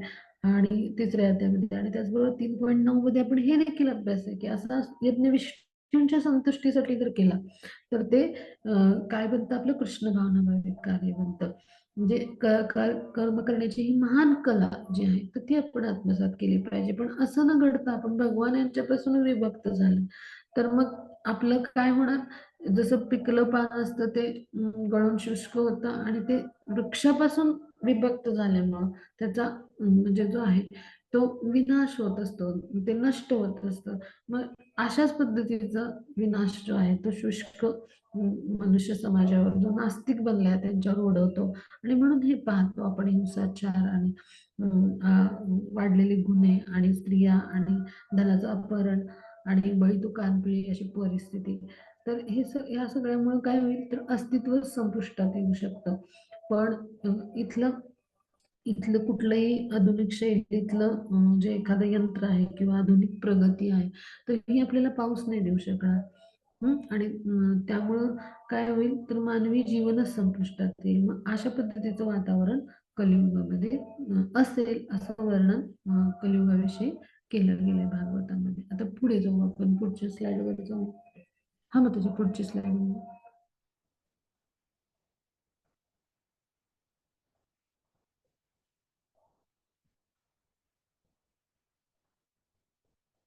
हा, आता या श्लोकांच्या माध्यमातून आपण समजून घेऊया की भागवतामध्ये हे आधीच लिहून ठेवलंय, जसं की मी सांगितलं की लोकांना अनेक प्रकारचे कर भरूनच ते कंटाळून जातील. त्यांनी म्हणजे कर भरूनच त्यांची पिळवणूक होईल. त्याचबरोबर काय होईल, की मनुष्यांच्यावर अशी वेळ येईल शेवटी, म्हणजे कलियुग जेव्हा घोर बनत जाईल त्यावेळेला फळं म्हणजे जे आहेत किंवा पानं, त्यानंतर मांस, असे कंदमुळं किंवा मध, अशा पद्धतीने, किंवा फुलं किंवा फळांच्या बिया खाऊनच त्यांचं उदरभरण होईल. म्हणजे अशी पूर्णतः म्हणजे विनाशाची जी वेळ आहे तर ती ओढवेल. अशा पद्धतीनं कलियुगाचे परिणाम असतील. हे आधीच लिहून ठेवले पहा. इथे चित्रात पहा, म्हणजे पहा, दुष्काळ पडलाय, पिकच उगवली नाहीये. अति बर्फवृष्टी झाली पहा, किंवा पाण्याविना पशु मनुष्य यांचा मृत्यू झाला, आणि मग फक्त मध पिऊन ते पण बाटलीत एक थेंब मध्ये, तो कसा बसा चाखायला मिळतो, म्हणजे अशी परिस्थिती निर्माण होईल. म्हणजे अन्नधान्य उपलब्ध नसतील किंवा म्हणजे अन्नधान्याची जी मुबलकता आहे तर ती नष्ट होईल. म्हणजे अशा पद्धतीने विनाशाकडे नेणारी ही आधुनिक संस्कृतीची प्रगती आहे. म्हणजे कारखाने आणि इंडस्ट्रियलायझेशन ही आपल्याला विनाशाकडे नेणारी गोष्ट आहे. म्हणजे खरं तर काय पाहिजे, आपल्याकडे कृषी, म्हणजे आपल्याला काय काय आवश्यकता आहे आपल्या उदरनिर्वाहासाठी, आपल्याकडे थोडीशी जमीन, 3 बिघा जमीन असं असणं आवश्यक आहे. आणि त्याचबरोबर आपल्याकडे एखादी गाय असेल तर ते आपल्यासाठी अन्नधान्य निर्माण करायला पुरेसं आहे. आणि गायींपासून दूध मिळतं, तर अशा पद्धतीने आपला उदरनिर्वाह होऊ शकतो. म्हणजे अशा पद्धतीनं वर्णाश्रम व्यवस्थेनुसार जे आहे ते जीवनमान असणं आवश्यक आहे. आणि ह्याच ध्येयाने श्रील प्रभुपादांनी वर्णाश्रम व्यवस्था पुन्हा प्रस्थापित करण्याची जी आहे आवश्यकता मांडली. आणि त्यांचं जी स्वप्न आहेत तर त्यापैकी एक स्वप्न म्हणजे हे अपुरं जे राहिलं तर ते म्हणजे वर्णाश्रम व्यवस्थेविषयीची कॉलेजेस. आणि आज इस्कॉन सारख्या संस्थेच्या माध्यमातून अशी वर्णाश्रम व्यवस्थेची कॉलेजेस निर्माण करून त्यांना प्रशिक्षण देण्याचं कार्य जे आहे ते आपल्या या विश्वव्यापी संघटनामध्ये घडत आहे. म्हणजे दीक्षा, म्हणजे ब्राह्मण दीक्षा जी आहे तर इथपर्यंत श्रील प्रभुपादांनी वर्ण वर्णाश्रम व्यवस्थेला आणलं होतं. म्हणजे अशा पद्धतीचे त्यांचे प्रयत्न सामाजिक व्यवस्था बदलण्यासाठीचे का होते, तर ते वैदिक संस्कृतीचं आचरण, जसं भगवानांनी चातुर्वर्णमय सिस्टम असं म्हटलं, तर अशा पद्धतीनुसार आचरण जे आहे तर ते म्हणजे होणं आवश्यक आहे. त्याच वेळी ती दोषरहित समाज व्यवस्था आहे आणि ती सर्वांच्या कल्याणाप्रत भगवान यांनी दिलेली समाज व्यवस्था आहे. आणि असं जेव्हा आचरण होईल तेव्हा समाज खऱ्या अर्थाने म्हणजे सुखी समाधानी होईल किंवा विश्वामध्ये शांती नांदू शकेल. आणि ह्यासाठी श्री प्रभुपादांनी पुढच्या वर्णाचं प्रशिक्षण म्हणजे क्षत्रिय, वैश्य, शूद्र यांच्यासाठी वर्णाश्रम व्यवस्थेचं कॉलेज ही नितांत आवश्यकता आहे. जिथे तिथे वर्णाश्रम व्यवस्थेचं कॉलेज निर्माण करणं हे त्यांचं ध्येय होतं. मग त्यासाठी इस्कॉन सारखी विश्वव्यापी संघटना आताच्या काळामध्ये कार्यरत आहे पहा. म्हणजे काय, की जो कोणी कृष्ण कॉन्शियस, म्हणजे जो कोणी कृष्ण भावना भावित जो भक्त आहे ना, तर जो कोणी 16 मेळा करतो, म्हणजे हरिनाम ज्याच्या मुखामध्ये आहे, जो 4 नियमक तत्वांचं पालन करतो आणि ज्याच्या जीवनात गुरु आले आहेत, तर असा व्यक्ती आहे तो आताच्या कलियुगामध्ये आपण म्हणू शकतो की इतर व्यक्तींच्या तुलनेत खरं तर अत्यंत प्रभावी आणि अत्यंत बलशाली आहे. कारण कृष्णांना केंद्रस्थानी ठेवून तो प्रत्येक कर्म करत असतो पहा. पण कलियुगाच्या निकषानुसार काय आहे, की ज्याच्याकडे बल जास्त आहे तो बलशाली. तर असे जे लोक आहेत मग त्यांचं काय होतं, तर ते भगवान यांच्यापासून विभक्त असल्यामुळं, जर वृक्षावरचं फळ किंवा वृक्षावरचं पान ते वृक्षापासून विभक्त झाल्यामुळं गळून नष्ट होतं. तर अशीच परिस्थिती आजच्या मनुष्य समाजाची बनली आहे. मग आता थंडी, वारा, ऊन, पाऊस, हिमवर्षा यांचा प्रजेला फार उपद्रव होईल. आपण पाहतो ना, थंडीची लाट आली, एकीकडे वादळ आलं, एकीकडे अतिवृष्टी झाली. आपण ह्या रोजच्या जीवनामध्ये घटना आता पाहतो आहोत पहा. हम्म? म्हणजे एका ठिकाणी पाऊसच जास्त पडला तर कुठे हिमवर्षाव म्हणजे होऊ लागला आणि प्रजेला फार उपद्रव झाला. म्हणजे या सगळ्या घटना घडताना पाहतो. याच वर्षी आपण हे सगळं अनुभवलं वेगवेगळ्या देशामध्ये. आपल्या देशामध्ये सुद्धा अनुभवलं. म्हणजे काय, की इतका कलह सगळीकडे आपल्याला पाहायला मिळेल या सगळ्या घटनांमुळे. म्हणजे जेव्हा अन्नधान्याची कमतरता भासते तेव्हा व्यक्ती व्यक्तीमध्येच काय, पण पशुमध्ये पण कलह होतो. मग व्यक्ती व्यक्तीमधला कलह फार काही नवीन नाही किंवा वेगळं नाही. मग तहान, भूक, रोगराई आपण पाहिली, करोना सारखी म्हणजे जी मोठी अ, अ, जी आहे तर ती साथ आपण पूर्ण विश्वामध्ये पाहिली. मग अशा पद्धतीनं येणाऱ्या रोगराई, मग अशा सगळ्या चिंतेमुळे लोक गांजून जातील. अशा पद्धतीचं वातावरण असेल. मग हे सगळं आपण अनुभवलंय किंवा या सगळ्या परिस्थितीचा आपण एक भाग आहोत आताच्या कलियुगामधले आपण, जे जनसामान्य आहोत ते. आणि कलियुगामधल्या मनुष्याचं आयुष्य जेमतेम 50 वर्ष एवढेच असते. म्हणजे ह्याच्याही पुढे जाऊन व्यासमुनींनी हे लिहून ठेवले 11व्या श्लोकात. तर हे हे जे विवरण आहे ते 9, 10 आणि 11 या 3 श्लोकांचं आहे. तर पहा, म्हणजे आज पाहतो आपण 35 मध्येच लोकांना 50ची लक्षणं असतात. कोणते बायपास होतात 35-40 वयामध्येच, तर कुणाला हार्ट अटॅक येतो. म्हणजे हे सगळं आपण पाहतो. म्हणजे फार फार तर 50 आणि काही वर्ष, म्हणजे हे कशामुळं असं अल्पायू व्यक्ती बनल्यात. खरं तर कलियुगासाठी 100 वर्षाचं आयु मर्यादा अशी, म्हणजे असं अशा पद्धतीचं अशी भाकितं आपल्याला पाहायला मिळतात. पण आत्ताची आधुनिक जीवनशैली आणि आपलं अन्नधान्य ते इतक्या म्हणजे इतक्या दर्जाहीन स्तरावर सगळं आहे. आणि त्याचबरोबर काय आहे की जे काही आपलं आचरण आहे, तर ते कसं आहे, तर ते भगवान जे आहे, तर ह्यांना केंद्रस्थानी मानून आपलं कुठलंही आचरण नाही. तर मनुष्य समाज कसा आहे, शुष्क बनलाय. आणि त्यामुळं अशा गोंधळलेल्या परिस्थितीमध्ये, अशा गोंधळाच्या गर्तेमध्ये, म्हणजे ह्या वेगवेगळ्या भेडसावणाऱ्या ज्या चिंता आहेत, ते मनुष्याचं आयु मर्यादा अजून कमी करतात. आणि म्हणून ते 50 वर्ष एवढंच असेल, म्हणजे 50 वर्षच मनुष्य जगेल, तिथून पुढे काही सांगता नाही येणार. अशा पद्धतीचं मनुष्याचं जीवनमान असेल. अशा पद्धतीचं वर्णन कलियुगाविषयी भागवतामध्ये आपल्याला पाहायला मिळतं. मग आता अजून काय पुढे सांगितलंय व्यासमुनींनी, ते आता आपण पुढच्या स्लाइड मध्ये समजून घेणार आहोत. हा, मग त्याची पुढची स्लाइड.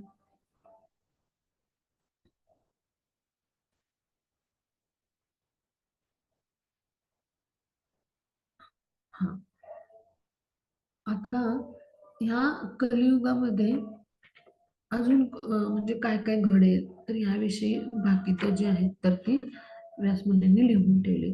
म्हणजे कलियुगाच्या समाप्तीच्या वेळेला लोकांची शरीर झिजून लहान होतील आणि वर्णाश्रम धर्माची धर्मतत्व नष्ट होतील. मग आता पहा, जितकं कलियुगामध्ये पाप वाढतं, तितका युगाचा कालावधी कमी कमी होत जातो, असंही एका ठिकाणी म्हणजे म्हणजे असं पाहायला मिळतं. म्हणजे वैदिक जे वेगवेगळी जे धर्मग्रंथ आहेत, तर असे उल्लेख म्हणजे पाहायला मिळतात. तर एका ठिकाणीच नाही, अशा अनेक ठिकाणी सुद्धा याचे संदर्भ आपल्याला म्हणजे मिळू शकतात.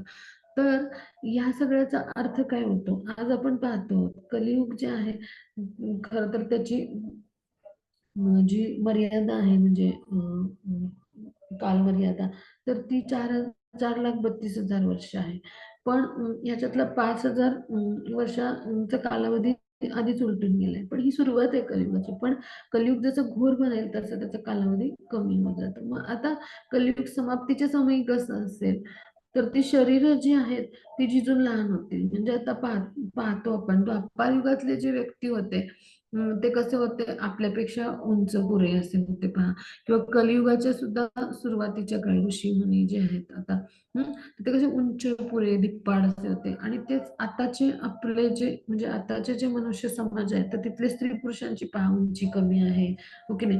म्हणजे शरीरयष्टी सुद्धा कमकुवत, म्हणजे हे सगळं आपल्याला बदल पाहायला मिळतात. म्हणजे काय, की वर्णाश्रम धर्माचे धर्मतत्वच नष्ट झाले, त्यामुळे शरीर सुद्धा झिजून लहान होतील. मग आपली शरीर ही तशी झिजून लहान झालीत. म्हणजे तर अशाच पद्धतीची, म्हणजे हे आपण खरं तर हे सगळं अनुभवतो आहोत, या सगळ्या गोष्टी. म्हणजे अशी झिजलेली शरीर आणि खुजी शरीर असलेली, म्हणजे लहान झालेलीच आपण अनुभवतो आहोत.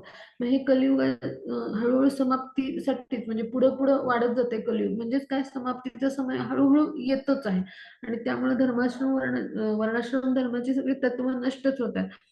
आणि त्यामुळे लोक वेद पूर्णपणे विसरलेत, नास्तिक धर्माचं पालन करायला लागलेत. मग आताची परिस्थिती आहे, म्हणजे घोर कलियुग येईल तेव्हा काय असेल, म्हणजे ह्याच्यावर आपण विचार करूया. म्हणजे राजे बहुतांशी चोरच असतील. म्हणजे आता राज्य करते किंवा हे जे आपण पाहतो, तर भ्रष्टाचार किंवा ह्या सगळ्या गोष्टी आपण पाहतो, म्हणजे ते एक प्रकारे चोरच ठरतील ना. किंवा असत्य बोलणं, चोऱ्या करणं, अनावश्यक हिंसा, लोकांची वृत्ती असेल. आज आपण पाहतो छोट्याशा कारणामुळे शस्त्र उगारलं, अस्त्र उगारलं, गोळीबार झाला, हिंसा झाली. अशा पद्धतीने आपण पाहतो. किंवा गुन्हेगारी वाढलेली पाहतो. किंवा आपण लोकांच्याकडे म्हणजे पर्याय उपलब्ध राहत नाहीत अर्थार्जनाचे. म्हणजे तर त्यावेळेला किंवा त्यांच्या दैनंदिन गरजा भागवण्यासाठी सुद्धा अर्थार्जनाचे पर्याय नसतील तर चोरी किंवा असे गुन्ह्याचं प्रमाण वाढलेलं पाहतो. मग असत्य बोलणं तर म्हणजे अगदी म्हणजे एक प्रकारचं सामान्यच होऊन बसले आताच्या कलियुगामध्ये. आणि अनावश्यक हिंसा तर म्हणजे कोणाकडे लोकांची वृत्तीच बनली आहे. म्हणजे असं सहजपणे अनावश्यक हिंसा केली जाते. म्हणजे पशु हत्या तर होतेच म्हणजे मांसाहारासाठी, हे तर काही नवीनच नाहीये. पण अगदी सहजपणे हिंसा एखाद्या व्यक्तीकडून छोट्या छोट्या कारणावरून एखाद्या व्यक्तीची होते. म्हणजे एखाद्या व्यक्तीवर जीव घेणा हल्ला एखादा व्यक्ती करतो किंवा छोट्याशा कारणांसाठी म्हणजे अत्यंत क्रोधित होऊन हल्ला केला जातो. अशी कितीतरी उदाहरणं आपण रोज आपण टीव्ही किंवा न्यूज यांच्या माध्यमातून पाहत असतो, ऐकत असतो किंवा प्रिंट मीडियातून आपण म्हणजे वाचत असतो. आणि मग शूद्रांप्रमाणे सगळे वर्ण आचरण करतील आणि गायी कशा होतील, शेळ्यांप्रमाणे लहान होतील. मग आता गायी ज्या आहेत त्यांची सुद्धा त्या सुद्धा उंच पुऱ्या अशा छान मजबूत होत्या पूर्वीच्या काळ म्हणजे पूर्वीच्या वैदिक संस्कृतीमध्ये आपण पाहतो गायींचं वर्णन किती सुंदर येतं. म्हणजे कामधेनू गायीविषयी, सुरभी गायीविषयी. आताच्या गायी कशा आहेत, त्यांचं पालन पोषणच जर ठीक नसेल तर त्या अगदी छोट्या लुकड्या अशा आणि शेळ्यांप्रमाणे बनतील आणि ते शेळ्यांप्रमाणे कापल्या पण जातील, हे सुद्धा आपण पाहतो. हे सगळं म्हणजे आणि त्याही पुढे जाऊन आता अशी गायींची प्रजाती पण झाली की ती छोट्या शेळ्यांप्रमाणे पण त्या निर्माण केल्या जातील. म्हणजे हे सगळं वर्णन किती यथार्थ आहे पहा. म्हणजे आपण पाहिलं की एक विशिष्ट प्रजाती आहे गायींची की ती छोट्याशा शेळीप्रमाणे पण तिचा आकार म्हणजे निर्माण केला जातो प्रयोगशाळेमध्ये. आणि अशा पद्धतीचं म्हणजे क्लोन पद्धतीने ती निर्माण केली जाते. हे आधुनिकता किंवा आपण म्हणू मॉडर्न सायन्सचा हा जो परिणाम आहे तर हा देखील आपण पाहतो. म्हणजेच काय, आध्यात्मिक आश्रम जे आहेत ते सामान्य घराप्रमाणे झाले. म्हणजे आपण गृहस्थ आश्रम म्हणतो. म्हणजे आश्रम म्हणजे काय, की जिथे आपण भगवान जे आहेत तर त्यांना केंद्रस्थानी ठेवून आपण त्यांची भक्तिमय प्रेममय सेवा करतो तर याला आश्रम म्हटलं जातं. किंवा तिथे आपण काय असतं, आश्रमामध्ये ज्ञान आणि वैराग्याचं अस्तित्व असतं आणि प्रत्येक कृती ही भगवानांच्या संतुष्टीसाठी म्हणून तो आश्रम बनतो. घराला आश्रम बनवणं हे आपलं कर्तव्य असलं पाहिजे.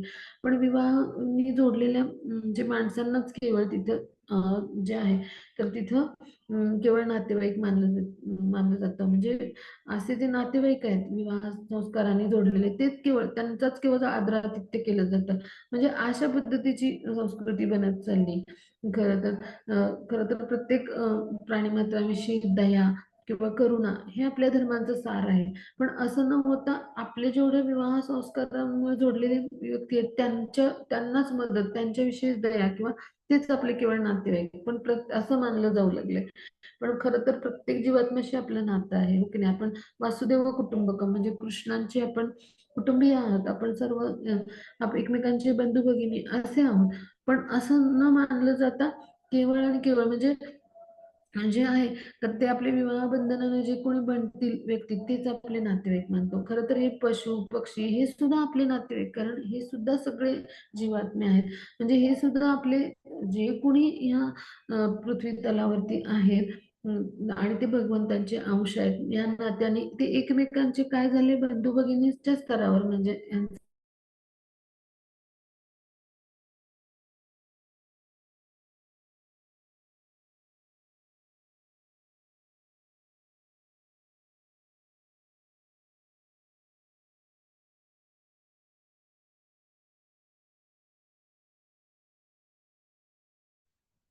पण असं न होता फक्त आपले जे नातेवाईक आहेत तेच त्यांच्याविषयीच सर्व काही जे आहे म्हणजे त्यांच्याविषयीच जी आपुलकी, प्रेम किंवा अशा पद्धतीचं त्यांच्याविषयीच एक आस्था आपण पाहतो. आजकाल तीही पाहायला मिळते तसं नाही सगळीकडं. मग बहुतांशी वृक्ष आहेत ते अत्यंत लहान होतील. म्हणजे मोठे वृक्ष पण असे शमी वृक्षासारखे लहान होतील. अशा पद्धतीचं बनेल वातावरण. म्हणजे काय की जितकं जितकं कलियुग जे आहे तर ते पुढे वाढत जाईल तितकं जसे मनुष्य पूजे होतील तसं मनुष्याचा देह पूजा होईल, लहान होईल तसं वृक्ष सुद्धा लहान होतील. आणि इतके लहान की शमी वृक्षासारखे मोठे मोठे. मग आता आपण पाहतो बोनसाय टेक्निक पण पाहतो, पहा आधुनिकतेमध्ये आणलं गेले की हे तर उदाहरणच आहे. पण आता आपण पाहतो की जे भरपूर म्हणजे उंच उंच वृक्ष होते, तर त्यात त्यांची उंची सुद्धा कमी, म्हणजे जे वातावरणामध्ये जी दूषितता आहे, प्रदूषण आहे, याचा परिणाम आहे किंवा सर्व घटकांचाच म्हणजे त्यांचं जे पोषण आहे त्या संदर्भात म्हणजे त्यांना जी जी पोषण मूल्य मिळायला पाहिजे, तर ती त्याचा अभाव, अशा सगळ्या गोष्टी म्हणजे ज्या आहेत, तर ह्या सगळ्या कारणीभूत आहेत. म्हणजे जे आहेत तर ते वातावरणातील सगळ्या घटना ज्या आहेत त्या वातावरणातल्या प्रत्येक जीवात्म्यावर परिणाम करत असतात. मग तसे वृक्ष सुद्धा हे जीवात्मे आहेत, वनस्पती ही सुद्धा जीवात्मे आहेत. मग त्यांच्यावर पण परिणाम होऊन काय होईल, ते सुद्धा खुजे बनून जातील.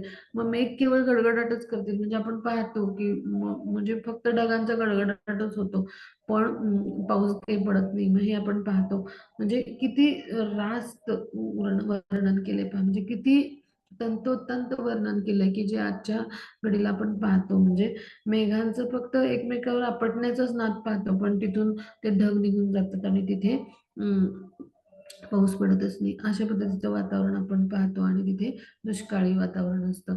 मग म्हणजे काय की हे सगळं कशामुळे घडेल, तर घरं जी आहेत ती पुण्यविहीन होतील. म्हणजे काय की प्रत्येक घरामध्ये म्हणजे जी म्हणजे जी काही भक्ती आहे, तर त्या भक्तीचा लवलेशही उरणार नाही. त्यामुळे काय झालं असेल, पुण्यविहीन घरं असतील, पुण्यविहीन आचरण असेल, तर तिथं यज्ञ केलाच जाणार नाही. मग यज्ञ जर नसेल तर तिथे पाऊस पडणारच नाही. मग केवळ मेघ गडगडाट करतील आणि निघून जातील आणि सगळे मानव कसे होतील, वर्णन आहे इथे पहा. सगळे जे मानव आहेत तर ते अगदी गाढवाप्रमाणे होतील, असं वर्णन केलं गेलंय. म्हणजे काय की म्हणजे असा पशु, गाढव हा असा पशु आहे की तो दिवस रात्र राबतो थोड्याशा सुखासाठी, थोड्याशा शरीर सुखासाठी आणि उदर भरण्यासाठी, आणि त्याच्या मालकाने दिलेला थोडासा चारा खाऊन तो खुश असतो आणि तो रात्री झोपतो तेव्हा थोड्याशा शरीर सुखासाठी गाढविणीच्या लाथा खातो. मग अशा पद्धतीचं मानवी जीवन बनलंय. आजची परिस्थिती हीच आहे ना, ह्याच्यापेक्षा काही वेगळी नाही. आपण पाहतो म्हणजे आपण कलियुगामध्येच आहोत, पण ह्याही पेक्षा अजून घोर बनत जाईल. म्हणजे आपण कल्पना करूया की कशी असेल. आणि त्यावेळेला पुरुषोत्तम भगवान पृथ्वीवर अवतीर्ण होतील.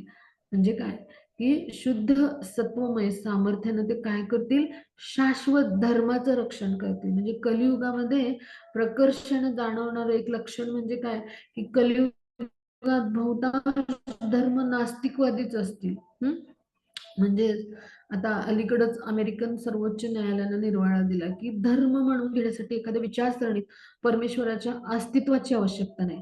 मग तेच आज पाहायला मिळतं की जी पाश्चिमात्य किंवा जी सरणी आहे तर नास्तिकत्व शून्यवादी विचारसरणी आहे आणि ती आकर्षित करते लोकांना. म्हणजे काय असणार आहे कलियुगामध्ये, म्हणजे जो शून्यवाद आहे तर त्याला नास्तिकवाद म्हणतात. बौद्धांनी त्याचा, भगवान बुद्धांनी त्याचा प्रचार केला, आपण बुद्ध अवतारामध्ये समजून घेतला.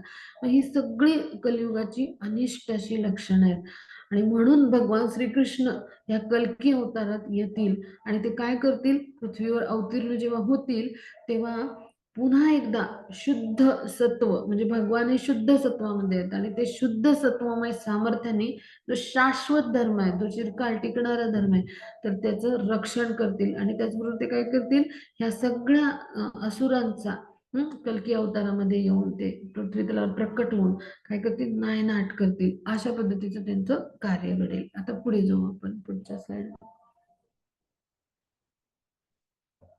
हा, त्याची पुढची स्लाइड.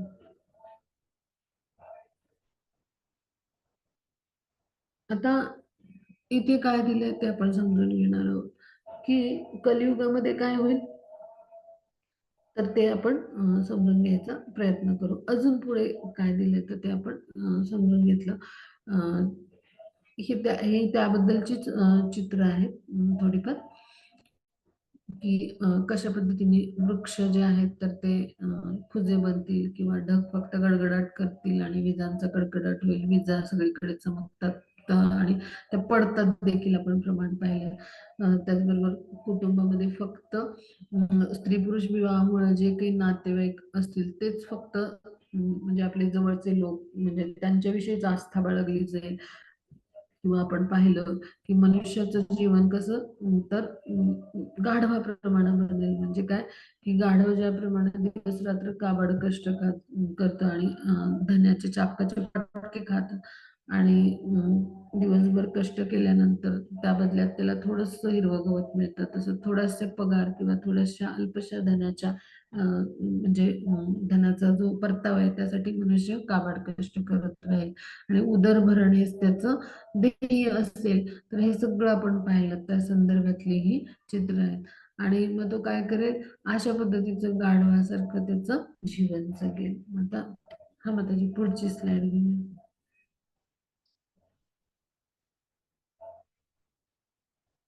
हरे कृष्ण. हा मग त्याची पुढची स्लाइड घेऊ. हा. मग आता स्थावर आणि जंगम ह्या सगळ्या म्हणजे स्थावर आणि जंगम ह्याचा अर्थ आधी समजून घेऊ म्हणजे आपल्याला सगळं कळेल. म्हणजे तर स्थावर आणि जंगम म्हणजे काय की ज्या चर आणि अचर अशा स्तरावर जे जे काही आहे या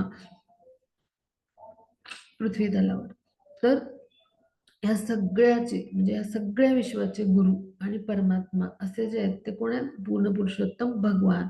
तर हे जे आहेत तर ते धर्मरक्षणार्थ काय करतील, तर ते अवतीर्ण होतील आणि मग ते काय करतील तर जी साधू संत जे आहेत तर त्यांची सुटका करतील या असुरी लोकांच्या त्रासातून. आणि ह्यासाठी जे आहेत कल्की भगवान जे आहेत तर ते अवतरण होतील. म्हणजे काय की हलणारी म्हणजे काय की जी म्हणजे जी आपली संपत्ती म्हणू आपण, मग सगळी संपदा आपण म्हणू सगळ्या स्तरावरची धनापासून खनिजापर्यंत ही जी आहे चर आणि अचर स्तराची त्याला म्हणायचं स्थावर आणि जंगम. म्हणजे जी आपल्याला एका ठिकाणाहून दुसऱ्या ठिकाणी नेता येते ती पण, आणि जी एकाच ठिकाणी असते ती पण.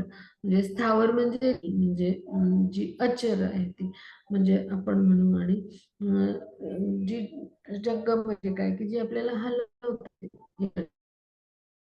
सगळं जी संपदा आहे त्या सगळ्याचे गुरु कोण आहेत, तर भगवान आहेत.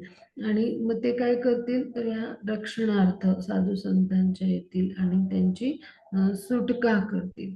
मग आता भगवान कसे येतील तर याचं वर्णन आहे. तर भगवान जे आहेत तर ते शंबल ग्रामामध्ये भगवान जे आहेत शंबल नावाच्या ग्रामामध्ये प्रमुख जे आहेत म्हणजे शंबल नावाचं जे गाव आहे भारतामध्ये, तर तिथे या गावाचे जे प्रमुख म्हणजे आपण म्हणू की मुख्य ब्राह्मण असे त्या गावासाठी मुख्य ब्राह्मणांचं प्रमुख म्हणजे प्रमुख म्हणून कार्य करणारे म्हणजे जे असतात असे जे आहेत तर ते ब्राह्मण विष्णू यश त्यांचं जे आहे नावाच्या घरी भगवान जे आहेत ते प्रकट होते. भगवान जे आहेत ते प्रकट होते आणि ते काय करतील, अशा सगळ्या संतांची सुटका करण्यासाठी कर्मबंधनातून त्यांना वाचवण्यासाठी कल्की च्या रूपामध्ये भगवान आहेत तर ते प्रकट होतील. आता इथे चित्रात पहा कल्की भगवान कसे असतील तर ते पांढऱ्या घोड्यावरून येतील. आपण पाहिजे त्याचं देवदत्त असं नाव आहे. त्यांच्या हातात काय असेल खडगी. अशा पद्धतीचे जे कल्की भगवान आहे ते अवतीर्ण होतील असं वर्णन आपण जे आहे ते आपल्या मागच्या क्लासमध्ये अभ्यासलं होतं. मग आता कल्की कसे असतील तर पहा, आपल्या देवदत्त नावाच्या वेगवान अश्वावर आरूढ होऊन सर्वत्र संचार करतील. ते कल्की कसे असतील तर अष्टसिद्धी आणि अष्टगुणांनी युक्त असतील. ते चपळ गतीने भूमीवर विश्राम करतील आणि राजांची बाह्य चिन्ह धारण करणारे जे कोट्यवधी दरोडेखोर आहेत म्हणजे राज्यकर्ते किंवा राजे किंवा तिथले प्रतिष्ठित किंवा तिथले सत्ताधीश म्हणून जे कोणी आहेत असे जे चिन्ह धारण करणारे कोट्यवधी दरोडेखोर आहेत त्यांचा निपात करतील. असं अशा पद्धतीचं त्यांचं कार्य असेल म्हणजे त्यांच्या तेजस्वीपणाला कुठलीही तोड राहणार नाही असं त्यांचं कार्य असेल. आता पुढे जाऊ आपण. त्याची पुढची स्लाइड घेऊया. हा. मग आता एक कल्की भगवान जे आहेत तर ते अजून काय करतील तर हे आपण पाहणार आहोत. म्हणजे परमेश्वराचे आपण अंश आहोत आणि त्यांच्या विना आपण जगू शकत नाही. तर ह्यासाठी आपल्याला भगवान यांची आवश्यकता आहे. मग कलियुगाच्या अंती हेच भगवान बलाढ्य अशा कल्की अवतारात येऊन दुष्टांचं निर्दालन करतील. मग आता हे जे कल्की भगवान जे आहेत, तर ह्यांच्या माध्यमातून जे काही कार्य होईल तर ते कसं होईल तर ते आपण समजून घेणार आहोत. म्हणजे काय की धर्मरक्षण करणारे जे भगवान आहेत जेव्हा कल्की रूपात अवतीर्ण होतील तेव्हा सत्ययुगाचा आरंभ होईल आणि प्रजा सात्विक बनेल आणि सात्विक संततीला जन्म दिला जाईल. सत्ययुग जेव्हा आरंभ होतं त्यावेळेला काय होतं, चंद्र सूर्य आणि पुष्य नक्षत्र आणि बृहस्पती यांचा एकत्र संयोग होतो. म्हणजे ज्याप्रमाणे भूत वर्तमान आणि भविष्य म्हणजे आहे, तर या काळामध्ये सोमवंश आणि सूर्यवंशात जे जे राज्य करतील तर ते सगळ्यांचं वर्णन आता आपण थोडंफार समजून घेणार आहोत. म्हणजे अं, नंद राजांचा राज्याभिषेक होईपर्यंतचा काळ हा 1100 चा जो काळ आहे. म्हणजे कल्कींच्या जन्मापासून नंद राजांचा जो राज्याभिषेकाचा काळ आहे तो साधारण 1115 वर्षाचा आहे, अशा म्हणजे असेल अशा पद्धतीने व्यासमुनींनी लिहून ठेवले. म्हणजे काय की शुकदेव गोस्वामींनी म्हणजे पूर्वीच 15 शतकांच्या राजवंशांचा इतिहास भागवतामध्ये सांगितलाय आधीच्या स्कंदामध्ये. थोडस आपल्याला समजावं म्हणून हा थोडासा भाग मी सांगते. तर आता पहा, तर हा सगळा इतिहास त्यांनी सांगूनच ठेवलाय. मग व्यासमुनींनी काय सांगितलंय त्याच्याही पुढे जाऊन अंदाज दिलाय की कल्की भगवान यांचा जो जन्म आहे तो साधारण नंद महाराजांचा जो राज्याभिषेक झाला तर त्यापासून 1115 वर्षानंतर तो अवतार जो आहे तो निर्माण होईल. जेव्हा आकाशामध्ये सप्तर्षी तारकापुंज उगवत असतात आणि त्यातले जे दोन पहिले उगवलेले दिसतात त्या दोघांच्या मधोमध हे नक्षत्र दिसतं आणि त्या नक्षत्रात सप्तर्षी मनुष्याची आपल्या मनुष्यांची जी कालमर्यादा आहे आयुर्मर्यादा त्यानुसार 100 वर्ष राहतात आणि त्याच वेळेला म्हणजे जे आहे तर हे कल्की भगवान जे आहेत ते प्रकटतील. म्हणजे काय की किंवा सूर्याचं जे तेज आहे असं अशा पद्धतीचं कृष्णाचं तेज आहे असं वर्णन करण्यासाठी भौतिक स्तरावर आपण उदाहरण देतो. पण म्हणजे ज्यावेळी कृष्णाने द्वापार युगात आपला अवतार संपवला त्यावेळेला कलीनं या पृथ्वी लोकावर प्रवेश केला आणि या युगात मग लोक पापकृत्यामध्येच आनंद मानतात. मग जोवर म्हणजे जे रमापती आहेत ज्यांना रमापती असं म्हटलं जातं तर असे जे भगवान आहेत तर म्हणजेच कोण माता लक्ष्मीला रमा असं म्हटलं जातं. तर तिचे पती म्हणजे जे आहेत भगवान श्रीकृष्ण यांच्या चरण कमलांचा पावन स्पर्श पृथ्वीला होत नाही तोपर्यंत कलीला या पृथ्वीवर म्हणजे जे काही आहे म्हणजे कलीचं जे कार्य आहे ते करायला जे काही आहे ते मुभाच एक प्रकारे मिळाले पहा. आणि जेव्हा जेव्हा ह्या पृथ्वी लोकाला भगवान यांच्या पवित्र चरण कमलांचा पावन स्पर्श होतो तेव्हा त्या कलीला पृथ्वीवर आपला बिलकुल पराक्रम दाखवता येत नाही पहा. म्हणजे अशा पद्धतीनं भगवान यांनी त्याचा सतत पाडाव केला.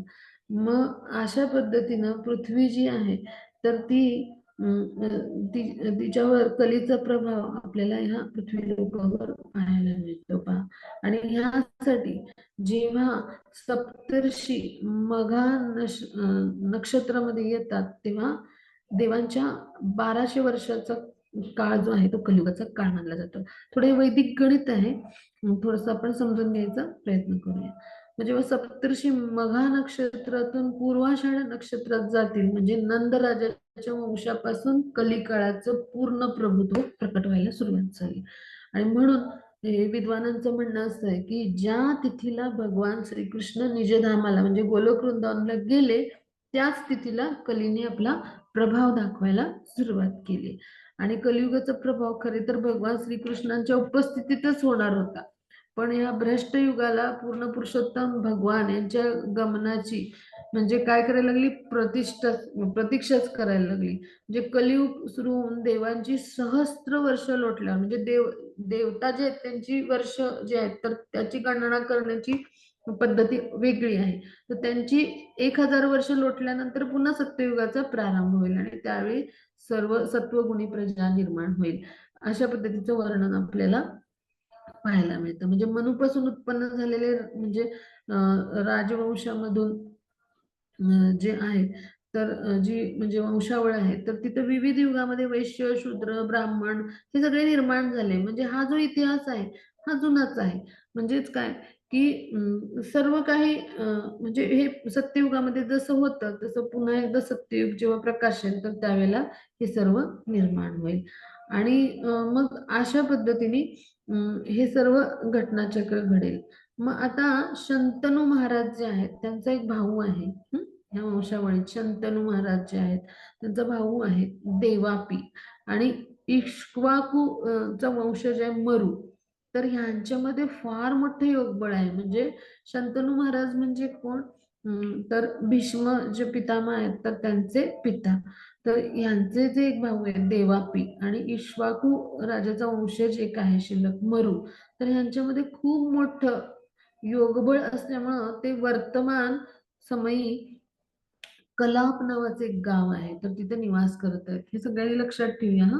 हे दोन वंशज आहेत ते अजूनही म्हणजे जे आहेत तर योग सामर्थ्याच्या बळावर कलियुगामध्ये टिकून आहेत आणि हे वर्तमान समय कलाप ग्रामात निवास करत आहेत.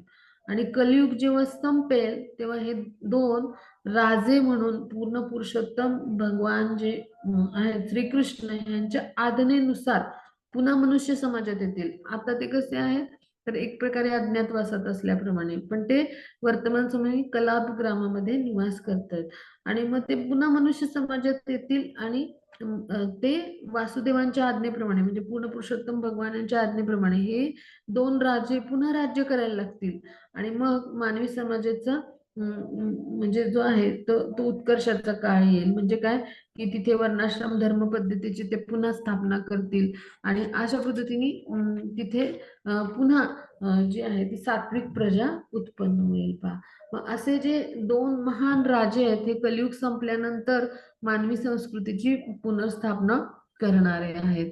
आणि हे ह्या श्लोकाच्या माध्यमातून व्यास मुनींनी हे असं लिहून ठेवलंय. पहा म्हणजे हे दोन महान राजे पृथ्वीवर आधीपासूनच आलेले आहेत आणि ते कलाग्रामात राहून भगवान विष्णूंच्या सेवेची संधी आपल्याला कधी प्राप्त होणार याची प्रतीक्षा करतायत. पहा तर ह्या 2.7.38 हा जो श्लोक आहे तर तो आता आपण अभ्यासणार आहोत.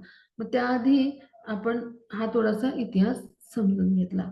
म्हणजे काय की सगळं नियोजन भगवान यांनी आधीच करून ठेवलंय. म्हणजे त्यानंतर कृत, त्रेता, द्वापार, कली असं कालचक्र जे आहे त्या कालचक्रामध्ये जे आहे तर मनुष्य जो आहे किंवा मनुष्य समाज जो आहे तर तो अव्याहतपणे फिरत राहील आणि हा घटनाक्रम ही बहुतांशी कसा असतो तोच असतो. म्हणजे अशाच पद्धतीनं या घटना ज्या आहेत ते घडत असतात. मग आता हे जे सगळं वर्णन आहे तर हे सगळं वर्णन व्यास मुनींनी आधीच लिहून ठेवलेलं. पहा आणि मग आता इथे आपण समजून घेऊया की आपला जो देह आहे त्याला प्रथम राजा असं जरी नाव असलं तरी आपला जेव्हा मृत्यू होतो त्यानंतर आणि आपलं ज्या पद्धतीचं कर्म असतं त्यानंतर काय होतं की त्याला कृमी, विष्ठा, भस्म हेच नाव प्राप्त होतं. म्हणजे जी स्थित्यंतर घडतात आपल्याला विविध शरीरं मिळतात आणि प्रत्येक वेळी आपला देह आहे नश्वर आहे नष्ट होतो. तर तेव्हा त्याचं रूपांतरण कशामध्ये होतं कृमी, विष्ठा, भस्म हेच म्हणजे जेव्हा ते जाळलं जातं तेव्हा त्याचं भस्म बनतं म्हणजे राख बनते. किंवा ते जेव्हा सडतं तेव्हा कृमी म्हणजे आहेत तर ते निर्माण होतात किंवा जेव्हा असं जे शरीर आहे तर ह्या म्हणजे शरीराची म्हणजे जे शरीराचं जे पोषण होत असतं तर त्यामध्ये जे काही पोषण होऊन जे काही उरतं तर ते विष्ठा म्हणून बाहेर टाकलं जातं आणि ज्या वेळेला अशा पद्धतीने आपल्या सगळ्या इच्छा आणि आपल्या सगळ्या न संपणाऱ्या आसक्ती आहेत. तर ह्यानुसार मनुष्य या म्हणजे देहाकरता प्रत्येक गोष्ट करत असतो. तर त्यावेळेला म्हणजे हे सगळं विष्ठी समानच आहे त्याच्यासाठी. म्हणजे काय की देहाचा मृत्यू झाल्यावर त्याला पुरलं गेलं तरी कृमी त्याचं भक्षण करतात. वनात फेकून दिलं तर पशु त्याला भक्षण करतात. म्हणजेच काय तर जेव्हा एखादा पशु म्हणजे त्याला ग्रहण करतो तेव्हा त्याची विष्ठाच बनून जाते. मग अशा पद्धतीने किंवा अग्नी दिल्यानंतर काय होतं त्याचं भस्म होतं. म्हणजे या नश्वर देहासाठी इतरांच्या शरीराची हत्या करून म्हणजे मनुष्याने नरकाची वाट धरली. म्हणजे पशुहत्या म्हणजे काय एक प्रकारे नरकाची वाट धरण्याचाच मार्ग आहे. आणि म्हणून एखादा राजा असेल, एखादा धनिक असेल, म्हणजे हे उदाहरणाच्या स्वरूपात आपण समजून घेऊया. तर प्रथम त्याचं म्हणजे देह देह म्हणजे आपल्याला वाटत असेल की हा राजाचा देह आहे, उच्च श्रेणीतील व्यक्तीचा देह आहे, श्रेष्ठ व्यक्तीचा देह आहे. पण शेवटी काय आहे तर कृमी, विष्ठा आणि भस्म हेच त्याला नाव प्राप्त होणार आहे अशा पद्धतीनं. आणि म्हणून मनुष्यतर जीवांसाठी जे आहे तर हा भूत हा शब्द जो आहे तर तो वापरला जातो. पण मनुष्यांसाठी म्हणजे जो आहे तर भगवान जे आहेत तर त्यांनी एक सुविधा दिली तर मनुष्याला बुद्धी दिली आणि त्यानुसार मनुष्याने आपल्या बुद्धीचा योग्य उपयोग करून आपलं तो कर्म बदलू शकतो. आणि म्हणून कृष्ण भावनेचा जेव्हा आपण स्वीकार करू तेव्हा जीव हिंसा त्यागू आणि प्रत्येक ठिकाणी आपण परमेश्वराला पाहण्याचा अभ्यास करू किंवा आपलं आचरण असं राहील की प्रत्येक ठिकाणी आपण परमेश्वरांना पाहू शकू. पण असं जर झालं नाही तर काय घडेल तर आपली अवस्था मनुष्य प्राण्याप्रमाणेच होईल. म्हणजेच काय की भौतिकवादी राजा विचार करतो की ही अखंड पृथ्वी माझ्या पूर्वजांच्या हातात होती आणि आता जो मी या सगळ्या पृथ्वीचा सम्राट आहे आणि यापुढे माझ्या मुलाला, नातवाला आणि माझ्या वंशजांना ती कशी राहील. म्हणजे अशा पद्धतीने विचार करतो. म्हणजे निर्बुद्ध लोक असतात हे असं म्हटलंय बघ. म्हणजे इथे तात्पर्यामध्ये श्रील प्रभुपाद जे आहेत तर त्यांनी लिहिलंय. पण त्याही आधी व्यासमुनींनी श्लोकाच्या माध्यमातून हे मांडले की मनुष्य असे जे असतात त्यांना निर्बुद्ध लोक म्हणले. म्हणजे पृथ्वी, जळ, अग्नी यांनी निर्मित जो देह आहे हम्म, आपण स्वतः आणि मग पृथ्वीला असा जो देह आहे तो स्वतःची मानतो. शेवटी देह आणि पृथ्वी ह्या दोघांचाही त्याग करून असा जो जीवात्मा आहे तो मृत्यूला प्राप्त होतो. म्हणजे काय हे काहीच आपलं नाही आहे आणि हे सगळं जे आहे ते एक प्रकारे भ्रम आहे. हे त्या आत्म्याला कळत नाही की जो देहाच्या बंधनामध्ये अडकलेला असतो. आणि म्हणून अशा पद्धतीच्या म्हणजे भोगी वृत्तीला आपण टाळलं पाहिजे. आणि आपण काय केलं पाहिजे तर अशी कुठलीही पदवी उपाधीला बळी न पडता म्हणजे मनुष्य ही सुद्धा उपाधीच आहे. मनुष्य देह मिळणं ही सुद्धा उपाधीच आहे. मी मनुष्य आहे, मी देवता आहे, मी पशु आहे. म्हणजे जर अशी उपाधी आहे तर तिथे पुन्हा भौतिक स्तरावर मी राजा आहे, मी धनिक आहे, मी श्रेष्ठ आहे अशा पद्धतीनं आपण स्वतःला शरीर मानलो आणि जर इंद्रिय तृप्ती करत राहिलो तर आपल्या आसक्ती वाढत जातील. पण ह्या सगळ्या आसक्ती ज्या आहेत त्या त्यागण्यासाठी शुकदेव गोस्वामी परीक्षित महाराजांना उपदेश करतात. आणि अशा पद्धतीनं आसक्ती जेव्हा नष्ट करून टाकतो आणि आपल्या मनातल्या त्या आसक्ती जेव्हा नष्ट होतात तेव्हा आध्यात्मिक गुरु असतात त्यांच्या अहेतुकी कृपेमुळे भगवत धामाची आपण प्राप्ती करू शकतो. म्हणजे आध्यात्मिक गुरु काय करतात आपल्याला तर भौतिकाची आसक्ती त्यागून मायेकडे कशी पाठ फिरवायची ह्याचं प्रशिक्षण देतात. आणि हेच सगळं जे आहे तर हे सगळं जे मार्गदर्शन आहे तर ते शुकदेव गोस्वामींनी परीक्षित महाराजांना आपल्या 7 दिवसाच्या भागवत कथेतून केलं होतं. म्हणजे अशा पद्धतीचे आध्यात्मिक गुरु भेटणं ही सुद्धा एक प्रकारची अहेतुकी कृपाच असते आपल्यावरती. मग आता हा भाग आपण समजून घेतला. मग आता कलियुगामध्ये हा जो कल्की अवतार होणार आहे मग या कल्की अवतारामध्ये आणखी काय वैशिष्ट्य असतील तर हा हा जो श्लोक आहे दुसऱ्या स्कंदातल्या 7व्या अध्यायातला 38वा श्लोक आहे आपण स्क्रीनमध्ये पाहतोय. तर त्या श्लोकामध्ये काय म्हणले तर ते आपण आता समजून घेणार आहोत.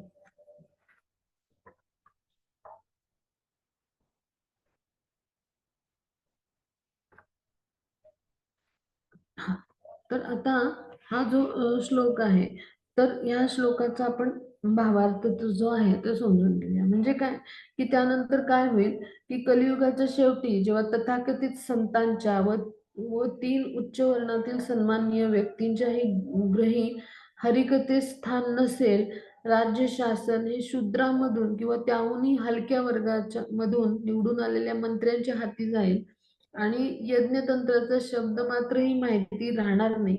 त्यावेळेला भगवान परम श्रेष्ठ शास्ता म्हणून अवतीर्ण होतील. खूप महत्वाची ही गोष्ट आहे पहा. म्हणजे वर्तमान कलियुगामध्ये शेवटी जगाची अतिशय वाईट स्थिती कशी होईल ह्याचं वर्णन या श्लोकामध्ये दिलंय. म्हणजे हे वाचून सुद्धा आपल्या सर्वांना म्हणजे आश्चर्य वाटेल. म्हणजे आपण म्हणतो ना, म्हणजे एक अशा प्रकारचं आश्चर्य असतं, की अचंबा असतो, की म्हणजे कुतूहलापोटीचं. आणि एक अशा प्रकारचं आश्चर्य असतं, म्हणजे जिथं भय म्हणजे भीतीप्रद आश्चर्य. तर अशा पद्धतीचं आश्चर्य निर्माण होईल. इतकी वाईट स्थिती कलियुगाच्या शेवटी जगाची होईल. म्हणजे अशा वाईट स्थितीचं सार म्हणजे काय, तर नास्तिकता आणि ईश्वरविहीनता हे असेल. म्हणजे तथाकथित संत काय करतील, उच्च वर्णातील लोक काय करतील, की जे सामान्यपणे द्विज म्हणजे त्यांनाच म्हणजे तथाकथित संत किंवा उच्च वर्णातील लोक स्वतःला मी संत आहे किंवा मी साधू पुरुष आहे, मी कृष्ण म्हणजे अशा पद्धतीनं, म्हणजे मी खरा भक्त आहे अशा पद्धतीने स्वतःला धर्मगुरू म्हणून जे आहे, तर ते स्वतःला प्रस्तुत करतील. म्हणजे ते सुद्धा नास्तिकच असतील खरं तर. ते हरिनाम सुद्धा विसरून जातील. आणि भगवद्लीलांच्या विषयी तर काय सांगायचं, म्हणजे जर हरिनामच विसरले तर भगवद्लीला त्यांना आठवतील का? बिलकुल नाही. मग समाजातील उच्च वर्ग जे आहे ते समाजाला इच्छित ध्येय प्राप्त करून म्हणजे देण्यासाठीचा असा मार्गदर्शन करणारा बुद्धिमान वर्ग असेल. असा जो वर्ग आहे समाजामध्ये कायदा सुव्यवस्था प्रस्थापित करणारा शासकीय वर्ग, समाजाचा आर्थिक विकास करणारा उत्पादक वर्ग.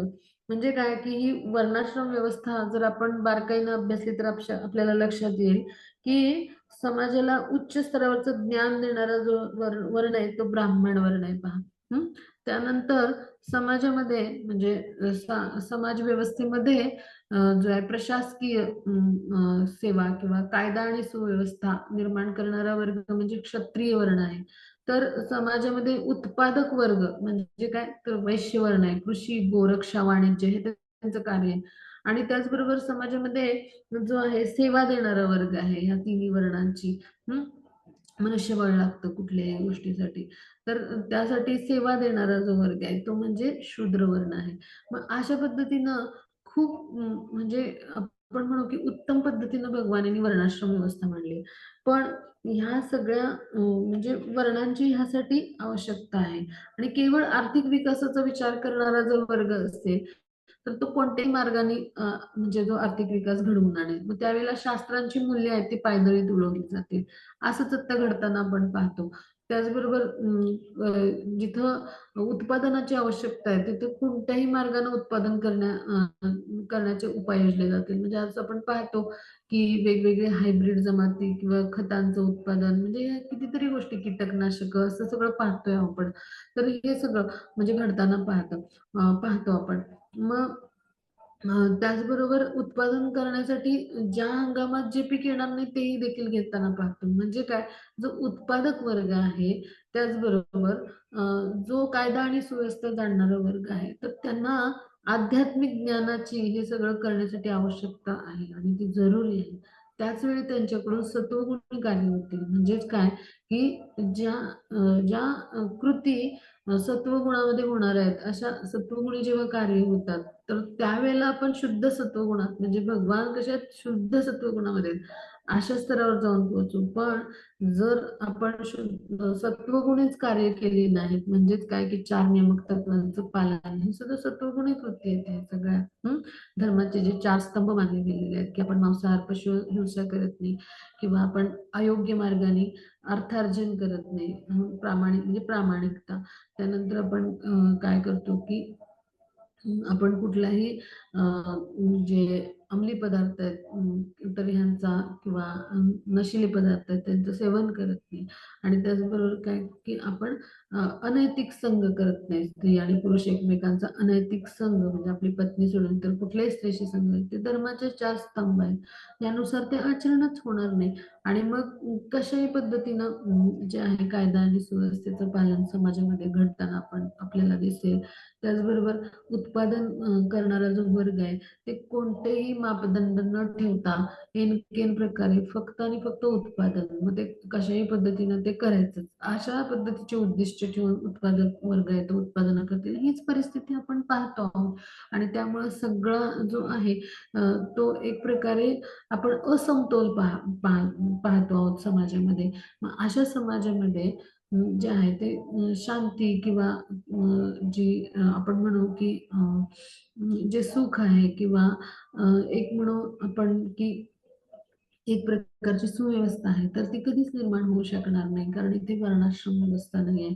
आणि त्यामुळे काय होईल की अशा स्तरावरचा जो उत्पादक वर्ग आहे, कायदा सुव्यवस्थेचं नियोजन करणारा किंवा ते प्रयोजन करणारा वर्ग आहे, त्यांना जर आध्यात्मिक ज्ञानच जर नसेल तर अशा उच्च म्हणजे असा जो वर्ग आहे तर त्यांना उच्च स्तरावरचं म्हणजे भगवत भक्तीचं ज्ञान जे आहे ते मिळणं आवश्यक आहे. त्यात त्यांनी पारंगत असणं आवश्यक आहे. ते जर नसेल तर मग ते भौतिक स्तरावरच कार्य होईल आणि ती फक्त इंद्रिय तृप्तीच होईल. आणि मग तिथे काय होईल, अशा पद्धतीनं धर्माचरण जे आहे ते फक्त आणि फक्त भौतिक लाभांसाठीच होईल. आणि मग त्यामुळं आपण पाहतो की भगवान त्यांचं नाम गुण लीला किंवा पार्षद ही रूपं जी आहेत तर सर्व गोष्टींचं त्यांना वास्तविक ज्ञान असणं आवश्यक आहे. किंवा संत जन समाजातील उच्च वर्गाची पात्रता ही त्यांच्या जन्माधिकारावरून किंवा शारीरिक उपाधीवरून नव्हे, तर भगवान यांच्या ज्ञानात जे प्रगती करतात त्या आधारे पाहिली जाते. म्हणजे काय की कुणी कुळाने ब्राह्मण कुळामध्ये जन्म घेतलाय तर त्याचा विशिष्ट जन्म झालाय म्हणून त्याची आध्यात्मिक प्रगती किंवा म्हणजे जन्माधिकारावरून किंवा शारीरिक उपाधीवरून त्याची प्रगती नाही पाहिली जात. तर भगवान भक्तीमध्ये तो किती अग्रेसर आहे यानुसार त्याची म्हणजे तत्वज्ञानातील प्रगती जी आहे तर ती म्हणजे अशा पद्धतीने पाहिली जाते, त्या आधारावर पाहिली जाते. मग भगवान यांचं ज्ञान आणि भक्तिपूर्ण सेवेचं व्यावहारिक ज्ञान याचा जर पूर्ण अभाव असेल आणि जन्माधिकार आणि शारीरिक उपाधी अशा गोष्टी जर असतील त्या व्यक्तीला, म्हणजे अशा गोष्टी म्हणजे काय असेल तर एक प्रकारे मृतदेहावरची ती सजावटच आहे ना. म्हणजे मनुष्य देह ही शारीरिक उपाधी झाली आणि मग जन्माधिकार म्हणजे ब्राह्मण वर्णामध्ये किंवा कुठल्याही इतर वर्णामध्ये जन्म असेल तर मग ते काय आहे तर हा देह म्हणजे काय आहे तर अस्थि अस्थि अस्थि जे आहेत आणि पेशी ज्या आहेत म्हणजे किंवा जे मांसपेशी आपण म्हणू तर ह्या सगळ्यांचं एक प्रकारे आणि पाणी आणि हवा या पंचमहातत्वांचं म्हणजे ह्या एक प्रकारचं हा संयोगच आहे.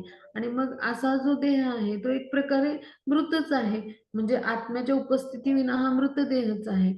आणि मग अशा पद्धतीची शारीरिक उपाधी आणि जन्माधिकार या गोष्टी काय होतील, मृतदेहावरची सजावटच ठरेल. म्हणजे काय, मृतदेहांची संख्या समाजामध्ये जेव्हा अधिक होते तेव्हा मनुष्याचा शांतीपूर्ण आणि प्रगत जीवनामध्ये अडथळे आणि विकृतीच निर्माण होतात. पहा म्हणजे हा भाग जो आहे तो आपण समजून घेऊया की जिथे फक्त आणि फक्त म्हणजे जी भगवान यांच्याविषयी ज्ञानाची जी प्रगती आहे तर ती जन्माधिकारावरून आणि शारीरिक उपाधीवरून ठरवली गेली. आणि ज्यांना कुणाला भक्तिमय सेवेचं व्यावहारिक ज्ञान बिलकुल नाही आणि या सगळ्या ज्ञानाचा अभाव आहे तर असे देह म्हणजे केवळ मृतदेहच गणले जातील. म्हणजे काय की भगवान यांचा शाश्वत अंश जो आहे तो जीवात्मा आहे, पण त्याच्या अस्तित्वाविषयीच ज्ञान नसेल तर आपण जी काही शरीर घेऊन फिरतो आहोत हे म्हणजे मृतदेहच पंचमहातत्वांचा बनलेला घेऊन फिरतो आहोत आणि त्याच्यावरच केलेली ती सजावट ठरेल. मनुष्य उपाधी, मनुष्य म्हणजे मी मनुष्य आहे, मी अमुक आहे, मी तमुक आहे आणि अशा कुळामधला जन्म म्हणजे त्याचा काही फार. आणि मग आताच्या कलियुगामध्ये असे जे म्हणजे जे मृत देह आहेत त्यांची संख्या म्हणजे जे भगवान यांच्यापासून विभक्त झालेले मनुष्य आहेत आणि असा मनुष्य समाज आहे की जो नास्तिकवादी बनलाय आणि ज्याच्यामध्ये भगवत भक्तीच्या ज्ञानाचा व्यावहारिक ज्ञान आहे, म्हणजे भक्तियोग हा पूर्णपणे व्यावहारिक आहे. 13व्या अध्यायामध्ये भगवद्गीतेच्या त्याचं विश्लेषण येतं, म्हणजे अत्यंत व्यवहार्य पद्धतीचा मार्ग आहे.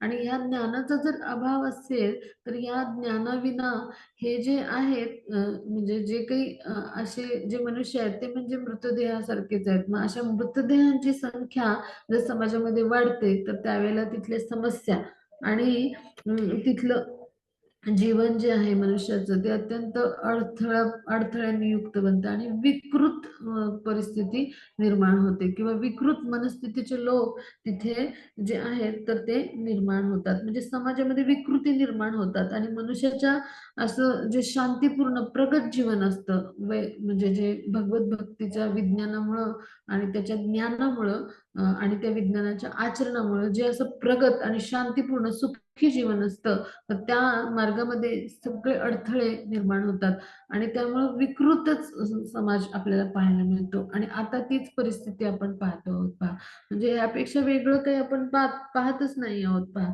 उच्चवर्णीयामध्ये प्रशिक्षणाचा किंवा संस्कृतीचा अभाव असल्यामुळं त्यांना पुढे द्विजजन म्हणजे द्विज म्हणजे काय की जो ब्राह्मण वर्णाचं जो त्यानुसार आचरण करतो त्याला म्हटलं जातं. म्हणजे द्विज ब्राह्मणाला कधी म्हटलं जातं तर ज्या वेळेला तो गुरूंकडून जो आहे दीक्षित होतो आणि गुरूंनी दिलेल्या मार्गदर्शनानुसार तो ज्ञान संपादित करून तसं आचरण करतो आणि समाजातल्या प्रत्येक लोकांना ते ज्ञान म्हणजे आध्यात्मिक ज्ञान जे आहे तर ते अशा स्तरावर देत असतो. म्हणजे संपूर्ण वर्णाश्रम व्यवस्थेचा ब्राह्मण वर्णाचा व्यक्ती हा कोण असतो? गुरु असतो. मग आता या ठिकाणी आपण समजून घेऊया की माता पित्यांच्या मैथून भोगातून झालेला जन्म हा पशुजन्मच आहे. पण अशा पशुजन्माला आहार निद्रा भय मैथून या पशुजन्म म्हणजे पशुतत्वावर आधारितच असणाऱ्या ज्या गोष्टी आहेत तर त्यांचीच प्रगती करण्यासाठी सांगितलं जातं. हे आजच्या कलियुगातलं जीवन आहे. म्हणजे शूद्र जीवन म्हणजे काय तर असं, कनिष्ठ वर्गाचं जीवन म्हणजे काय तर असं, आहार निद्रा भय मैथून अशा स्तरावर जे असतं ते पशुवत जीवन आहे. पण कलियुगामध्ये काय आहे की राज्य शासन हे इतकं संस्कृतीहीन होईल. या श्लोकामधल्या ज्या ओळी आहेत तर त्यामध्ये असं सांगितलंय की काय सांगितलंय की यर्ह्या लयेष्वपि सतान हरे कथास्यु पाषंडिनो द्विजना वृक्षला नृदेवा स्वाहा स्वधा वषडिति स्म गिरोन यत्र शास्ता भविष्यती कलेर भगवान युगांते.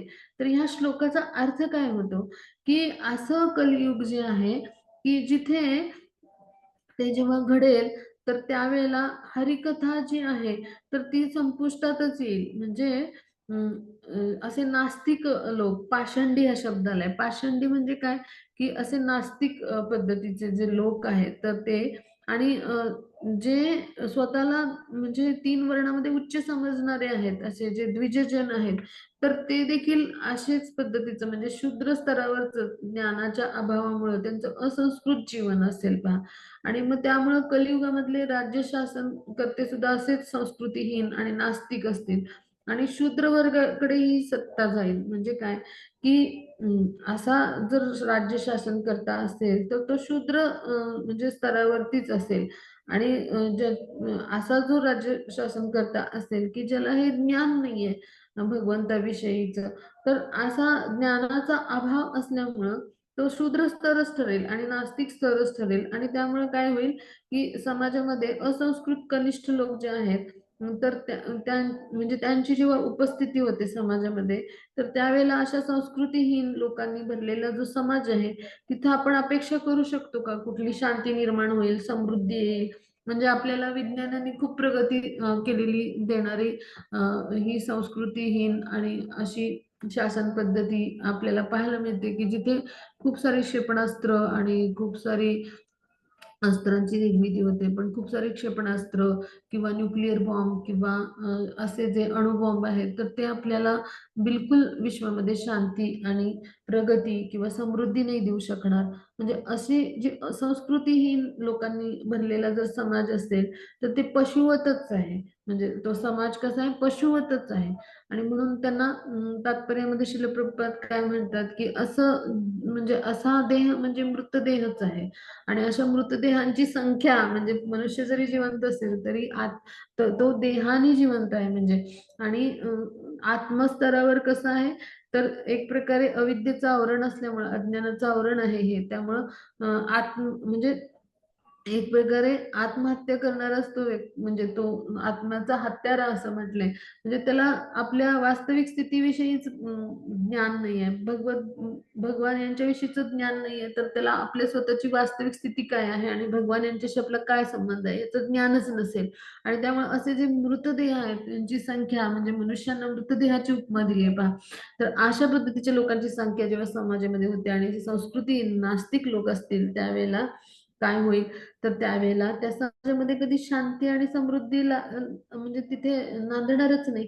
तर तिथे पशुवतच लक्षणं त्या समाजामध्ये निर्माण होतील. आज आपण हेच पाहतो. पशुवत मनुष्य जीवन जे आहे ते बनलंय. आणि अगदी मनुष्याची हत्या म्हणजे पशुंसारखी होते छोट्या छोट्या कारणावरून. गुन्हे छोटे छोटे कारणावरून घडतात. म्हणजे आपण हिंसाचार किंवा अराजक सगळं जे पाहतो, तर हे सगळं ह्या संस्कृतीहीन किंवा नास्तिकवादाचं एक प्रकारचं म्हणजे हे एक प्रकारचं लक्षण किंवा त्याचा परिणाम म्हणूनच आपण या सगळ्या घटना पाहतो. मग ही सगळ्या गोष्टी लक्षात घेऊन भगवत भावनेच्या विज्ञानामध्ये प्रशिक्षित जेव्हा होतील म्हणजे सर्व लोक, त्यावेळेला काय होईल, म्हणजे अशा वर्णाश्रम व्यवस्थेचा पुरस्कार करणं आवश्यक आहे आणि त्याद्वारे समाजाची पुनर्बांधणी करणं आवश्यक आहे. आणि हे सामाजिक नेत्याचं कर्तव्य असलं पाहिजे. आणि भगवान यांची प्राप्ती करणं हे मानवी जीवनाचं उद्दिष्ट गाठण्यासाठी अशा संस्कृतीचा प्रचार करणं हे मानवी जीवनाचं आणि अशा नेत्यांचं कर्तव्य असलं पाहिजे. म्हणजे भागवत धर्म जे म्हटलंय किंवा भागवत प्रणित संस्कृतीचा जगभर प्रसार करणं आवश्यक आहे. आणि मानव समाजाची आज ही जी अधोगती होतीये, तर त्यावेळेला मग हा जो प्रचार प्रसार जो आहे तर हा होणं आवश्यक आहे. अशी जेव्हा परिस्थिती निर्माण होते त्यावेळेला भगवान जे आहेत ते कल्की अवतार धारण करून कोणत्याही प्रकारची दयामाया न दाखवता आसुरी प्रवृत्तीच्या लोकांचा येऊन संहार करतात. आणि त्यासाठी भगवान कल्की अवतारामध्ये जे आहेत ते पृथ्वी तलावरती अवतरित होतात. इथे आपण थांबूया. मग त्याची रेकॉर्डिंग स्टॉप करूया. 5:10 झाले.